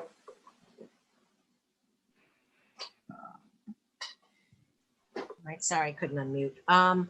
So I appreciate the short window, and I think there's a lot going on right now.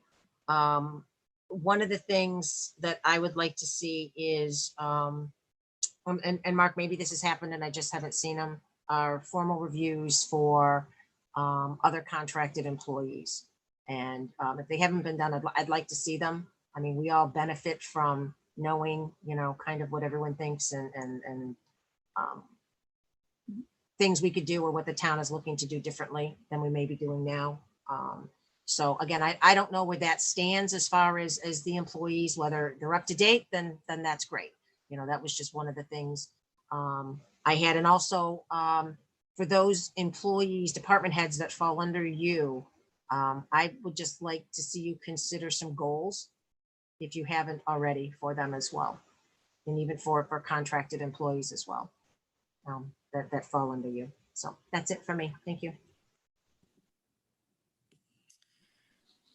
Chelsea.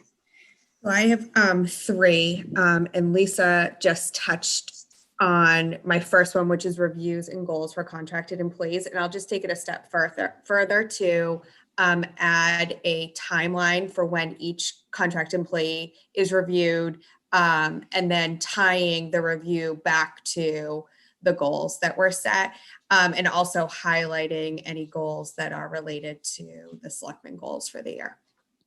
And obviously, like anyone that hasn't been reviewed in the last 18 months, get them reviewed by February, March. My second one is obviously Mark's review was delayed because of COVID reasons. So Mark, if you could go back and see if there's anything else that's outstanding over the last 18 months that got delayed because of COVID that you can bring to the board and say, do you want to deal with this now? Or do you want to, keep it on our list to deal with when we can kind of get back to in-person things, just so the board can kind of make the decision and you don't have to make the decision whether you're going to push something off or not. So you don't necessarily, I'm sorry, just interrupt. You don't necessarily mean me related. You just any issue that may have fallen off the front burner with their, okay, got it. Yeah, not you related. I think that was the only one I knew of with you, but no, You've already been here 3.5 hours. I don't know if we want to drag that out further, but okay. Yeah. Yeah. And my third one kind of touches on what Sam did, but I think it's more broad. And it's working collaboratively with department heads and other elected boards in ways to improve town service and reduce costs. And I think kind of going into this budget season, and I know we haven't talked about the budget here, but I think following some of the advisory conversations, we start off the budget season every year with like, oh, we have a lot of work to do. And, I think there's short-term and long-term goals with this one, Mark. And the short-term, I think Board of Health falls under kind of the leadership role that you're taking with that one. But there's some other areas that I think we could have some short-term and long-term, and I'm happy to work with you on those as well. But I think something that over the last 2 or 3 months that I think has worked well is I think Karen Galligan's done a nice job forward to us and having us kind of jump on it. Here's a grant opportunity. Do you want me to pursue it? And so I'd like to see, Mark, you work with your department heads like you have with Karen to bring some of those things forward, and kind of, how can we collaborate together to be more efficient and effective for the residents. So those are my 3.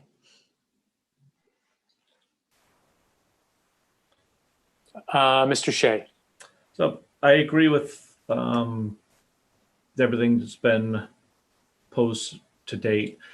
Again, I think we're in a situation too where we need to keep this manageable for a review that's going to happen in February and March as well, and to try and come up with too expansive a list right now is just going to set Mark up for failure in February and March. We need to be fair about that. But that said, I think that the goals really ought to be a mutual thing. So what I would like to see is to have Mark, be prepared for February, March timeframe to think about some long-term goals that he would like to implement as well, and present those to us and have us, work collaboratively, cooperatively on those, see how those blend with board goals that have been established, and have us weigh in on the importance of those as well. So I guess my goal would be, identify long-term goals that you can present in February, March to work towards over like a year, 18 months period or so. And Mark, along that same vein, here is my thought about one way that you might approach this, because it's been a mouthful. Actually, it's been 5 mouthfuls. And I know Mr. Stivers hates my little goals chart. I love it. I love it. We need to update it more frequently. On the chart. But again, there were a number of things that were, all of the things that were just talked about. There's no way in hell you're going to be able to accomplish all of those things by February or March, or even next February or March. But whatever the number of items were, whether it's 9 or 11 or 12, I would jot them down and update us as much as you want. That I'm moving in this direction. On the the things that are delayed with COVID, that's in process. There's a survey that's been done, or just to be able to. You're not going to be able to accomplish all of them, but it'd be nice if there were a data point that you could point and say this is in progress. I just think that puts it into more digestible bits for you to communicate with us. That's just a suggestion. If you don't think it makes sense, don't do it. No, I like I said, I would like to. I kind of assumed that we weren't going to sit here and narrow things down to 2 or 3 goals. So because that's really not the way this board works.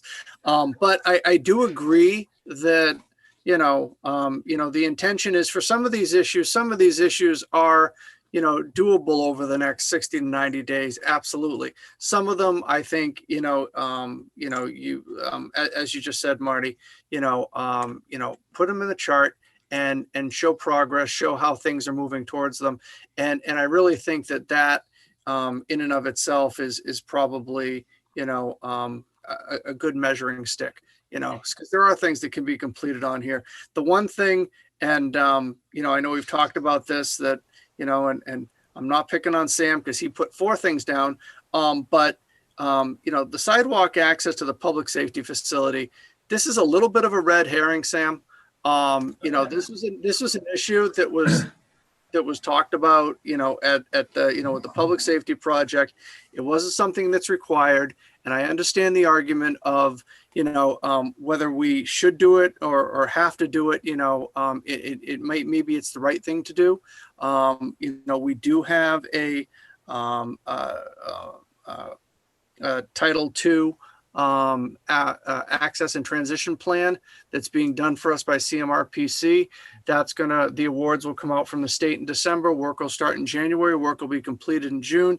And that's going to be one of the issues is, they need to take a look at this. Is this something that should be done? If it is, we'll put it in the transition plan. If it's something that, that should be funded, the transition plan is going to be worked on between the ADA committee and the capital committee to put it into the chain where it's going to get funded. So, so that one I think is probably more of a longer term piece, because I think some things need to get done before that comes to, And Mark, that's why I said, here's my list, pick what you think makes sense there. And so I think along Marty's comment line, I think that kind of update satisfies me at this point, and let's move on. So I'm not saying that absolutely, I expect all these things are going to be done, because I think, again, you ought to tell us what you think you can bite off and chew during this period of time. I'm just going to put that in my update. Sam is satisfied. So I think that right there gets the gold star. That said, as long as, and Sam just said, pick what you think is important and go with it. You can't judge him on the things that he didn't run with, and you can't, go mark against him because, in the short time that we have, certainly certain things didn't get done. Well, and again, and I don't want it to be, I did 2 at Chelsea's, but I only did 1 of Sam's. Sam had 4 items, and so and the one thing that that I'm going to put in here as well that you didn't mention, I had a list. You hit a lot of the things that I had, and again, I think employee handbook and policy book are very important. I know that those have already ended up on the selectmen's list. It doesn't mean that they can't be part of mine. I know that I've already offered assistance with regards to employee handbook. I don't think it's a wheel we need to completely redo. I just think we need to find people that have good employee handbooks and make them our own, and make some tweaks to that. But the other piece I do want to put in is a reorganization plan for the selectman's office. We have begun that process this week. We've moved Miss Berry up into the selectman's office. She didn't run away today. So I think it was good that she's getting integrated. I think she's going to be a great addition. I really would like to see sometime over the next 30 to 45 days, there be a ZBA case so I can see how that works well with everything else in the office. But then I want to be able to present a plan to the board that talks about, revised job description for Ms. Esposito, revised job description for Ms. Hale, and what this new position could look like if you want it simply to serve our office, or if we want to broaden the benefit of the position to include other offices and to continue to provide some services to, to some of those departments that don't have admin. At the end of the day, it may be that we're at least going to assimilate a 19-hour position into this position. So, there is inherently going to be a savings, I think, in whatever comes forward. So that's one other piece. I have 11 on my list, but I'd like to add that 12th one because I do think that's important, and that's something that we do need to do. My muted, Mark, that was going to be another overall comment. You should not be constrained by our thoughts. Yeah. For instance, the Board of Health, actually, that's something you would already, you would grab the bull by the horns on that. We're saying yes, but you should add your own goals in there. And honestly, if they're better than ours, and that's what you're pursuing instead of, what did you say was 14 things Sam raised? What was it? A personal list. Anyway, so do not feel constrained by our list. Yep. Have your other goals and let us know what you're doing. Exactly. Sure. No, I will add some other things onto the list. I'll create a chart, and we will have it in the front of the agenda packets, nicely behind yours, but with the selectmen's list and that, so we can keep track of these things. And what I'm looking for, Mark, is basically progress. And there's so many things that need to be done. I think you've got wide latitude in defining, how to demonstrate that progress. And I care less about the specifics than simple, clear demonstration of forward progress. There's almost anything you do is going to be helpful off of this list. So I think that's what I'd be looking for over the next 60 days or so. Sure. All right, Roman numeral 6C, I move that we designate Chelsea Malinowski board liaison for the finance team. Second. Second. Discussion. None allowed.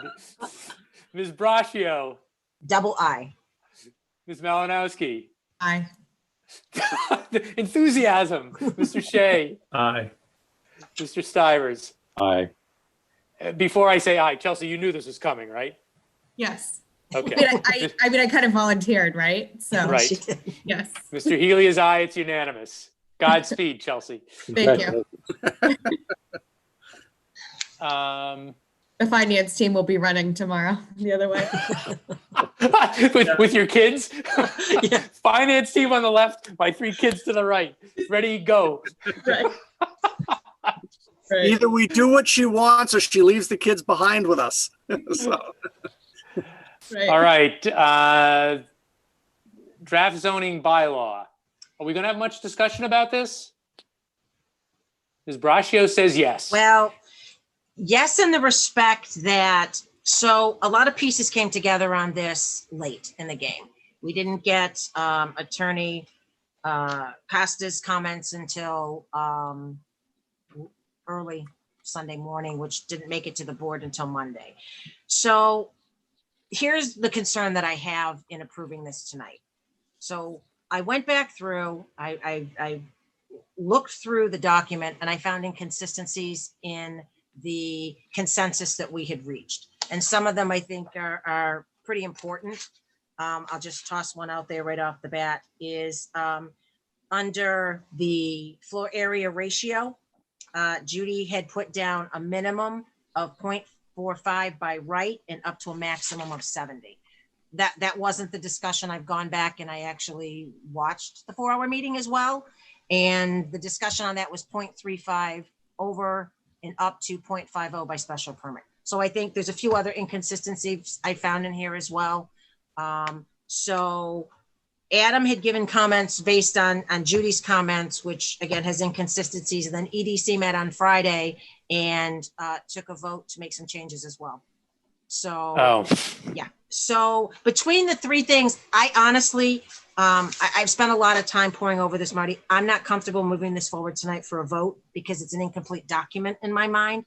And again, I know we're on a tight time frame, but we never want to rush in my mind without doing the right due diligence. So my suggestion to the board would be, I will get answers on some of these issues.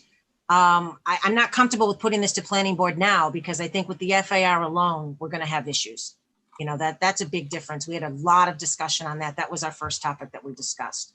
So what I would suggest is the opportunity, and I can certainly work with Julie on this, that's fine, to, you know, go back and go through some of these changes and first get the document that we had all agreed on. I mean, we spent a lot of time getting the consensus, you know, to move this forward. Getting back to that document, having Adam relook at it. I don't think it's going to be a major overhaul for him to do that. It's only a couple areas that he hasn't commented or that he may have already commented on.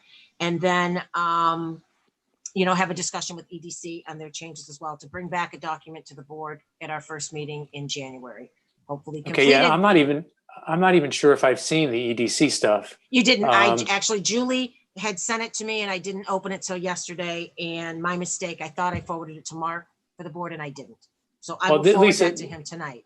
Yeah, this is an easy call then. I mean, you know, you have done a terrific job, coordinating a number of, you know, moving pieces and, you know, difficult schedules and things like that. And it, you know, very simply, if you're not comfortable, I'm not comfortable. Yeah. So does anyone just, yeah, I'm sorry. Go ahead, Sam. Quick comment. I would comment that I actually like a lot of what Adam Costa recommended there. I thought there were a number of inconsistencies. I agree. His comments made it hang together a lot better. I think a number of Judy's comments were very helpful as well, but I do agree with Lisa. I found some things that I didn't remember we had agreed to here. And so I think it's worth having another pass at it to do a little more fine. What are we, January 5th? What's our next meeting, Mark? 4th, I think, isn't it? Maybe I can't remember. Whatever the Tuesday is, the first Tuesday. Yeah. And I don't think, Marty, I don't think it's going to take a ton of work to get this fixed. So, you know, I'll talk to Julie, you know, we can find a time to sit down and just have a brief discussion, and hopefully we can get something to the board, you know, soon enough that you'll have time to review it. So when we actually meet in January at the first meeting, we can address any questions and we can move forward from there. I do like and again, the center district name. I'm sorry. I do like the town center district name a lot. Brian or Chelsea, do you disagree with what's been said? No. Nope, completely agree. Okay. So I will move to, well, I guess we don't have to do anything. No. We'll just, no action on it tonight, and we'll put it on the first meeting in January agenda. Okay, perfect. Thank you. All right, we've got to go into executive session. For 6E, do we want to do the same thing and just kick it over to the first meeting in January? I see a lot of heads nodding. Second. Okay. All right. The one thing I would say, Mark, is, and I don't think, number one, there's going to be a lot of meetings between now and January, but I think it would be appropriate to send out to just an email to all of the chairs of of our boards and committees, just saying that we are going to be taking a look at the existing code of conduct at our meeting in January, and just reaffirm to them that they should be mindful of it, notwithstanding the remote atmosphere, the remote environment we find ourselves in. Okay. And I get, it's honestly, it is. I think yesterday I had 6 Zoom or WebEx calls, and I was goofy at the end of the day. And, I think I was saying stuff that made sense, but if I had started, so I get it that it's that there can be a laxity and informality that can creep in, but these are public meetings. So just craft an email and gently let the chairs of the committees know that it's still important. Yep, I will do that. Okay. 6F, I move that we close the warrant for the March 20th, March 20th, 2021 annual town meeting. Second, haha. Is there a discussion about it? I mean, it seemed, Mark, I like the way that the color coding was done. Made it easy to follow. What is it? Something old, something new, something borrowed, and something blue. Yeah. I'm getting goofy now. Yeah, there were. I was contacted by Miss Gillespie for a couple of CPC items, but you'll notice that I put an article in there for CPC items to be determined. There's always a catch-all because they never quite have a sense of what they're doing. She sent me 3 more potential articles for CPC. One is the townhouse improvements, and 2 others I cannot. One of them, I'm not going to get them. I think one of them actually is a study of the Flag Road School, and then there was maybe something for trails. And so those are potentially things CPC is working on, and we'll see if those come to fruition. If they do, then that means you're going to have 44 articles. And we're fine doing it the way you did with a 1 to be determined article, and that can cover more than one. That's how I've done it in the past, is just to cover an omnibus for whatever other articles that they tend to bring forward. We covered their admin. We covered the church and Calander, which were the 2 that were kicked forward, as well as the debt payments for Burnett and for the library. Okay. So all right. Are folks comfortable with where we are? I have one question. Yep, Chelsea. Sorry. So Historical had brought up some potential changes to the demolition delay bylaw. And I think the way I had read it was that it would need to go through town meeting to get approved. Mark, do you know if they are pursuing that? for this town meeting? So I don't have anything formal from them, Chelsea. Okay. I am happy to put a placeholder in Okay. so that, so the way that this works is when you close the warrant tonight, you'll have articles and placeholders. So you know what the universe of the warrant could be. Some of these placeholders grow up to be articles, and some of them just don't get there. Okay. If they don't get there, they drop off the warrant. So when you approve the final warrant, they're not there. If you don't add this and you say in February, you know what, I really think we want to put this in, the board has to vote to reopen the warrant. And at that point, any articles that may be sitting there waiting, they can come in too. Got it. So my point is, if you want to put a placeholder in, let's put a placeholder in now. And if something comes of it, great. And if it doesn't, then it doesn't show up on the final version. Okay. So I'll add that in. Thank you. I think So that's then I have a process. Sorry. Oh, sorry. I just have a follow-up question, Mark. So the ones in green that came over from last town meeting, right? Those are the green ones. Do they have to go to town meeting, or could they get pulled and then just never make it on the warrant? Like, how does that work? Because they were on the warrant. Those I think- better make it there into the warrant, or I'm going to We be drawn and committed cornered. that they would be on. So I'm sorry, I didn't mean that we would decide they didn't make it on. I meant if the proponent didn't want to pursue it going to town meeting, would they pull it? Or no?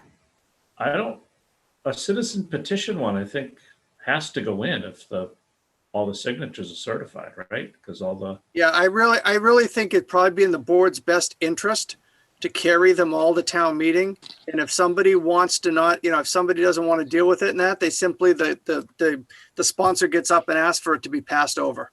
Okay. I just think that's cleaner than, Mr. Moderator, there was an article on here for banning plastic waste. What happened to that article? I was ready to speak to that today. Where is it? Yeah. So. Okay. All right, Mark. So what we are considering now is 41 articles with the additional placeholder for historical. No, so I sent you out a new warrant this afternoon based on, or a new warrant with the additional citizen petition that was put in there for Flag Road. And there was also an article that Mr. Hegarty had inserted a placeholder. When he made the change for the locations that the warrant had to be posted, there was never similar changes made to distribution for the annual report. And he wanted to make that change in order for consistency. So there was a new warrant that I sent out to you this afternoon. It's 42. 42, correct. All right, so we're at 43 then. 43, correct. Okay. And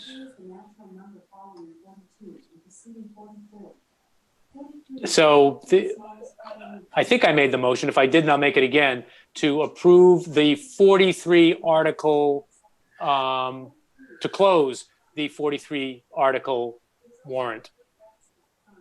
Second. So sorry, I have another question. So Shopsy's been in discussions about moving CPC funds for housing. And we were kind of going back and forth kind of on the best way to do it and to have a plan, et cetera. So Mark, as part of what you have outlined for CPC, would that cover moving money for housing, or does that have to be a separate CPC article? No, if it would fall under that omnibus article at this point. So if you wanted to do something like that, I thought that was resolved, that they weren't going to seek money at this point.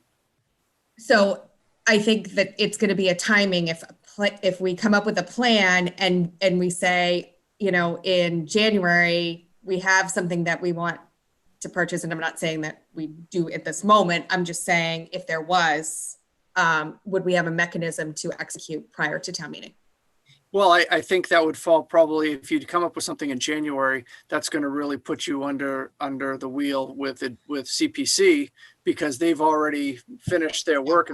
So I think it becomes more difficult in January. So, but yes, it would fall under that piece. But it would, but we also have the funds that have already been appropriated at town meeting that we would have to go to them to transfer. So if it was part of that package, then it'd probably be one discussion with CPC. Sure. Yep. No, that's fine. Yes. So Okay. it's yes to both of your things. Okay, thank you. All right, so any more discussion for the motion to close the 43 article warrant?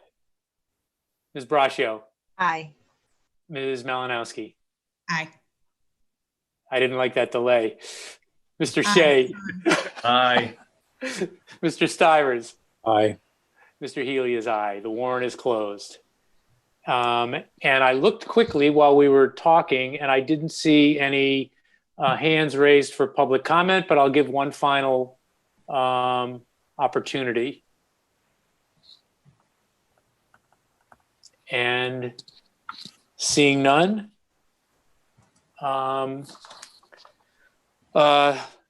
the board will be entering into executive session per Mass General Law, Chapter 38, Section 21, and not returning to open session for the following matters: to discuss the value of real property, exemption 3, as it relates to tax foreclosure proceedings for 44 Bigelow Road, and to comply with or act under the authority of any general or special law, exemption 7, to review and approve the executive session minutes of November 17th, 2020.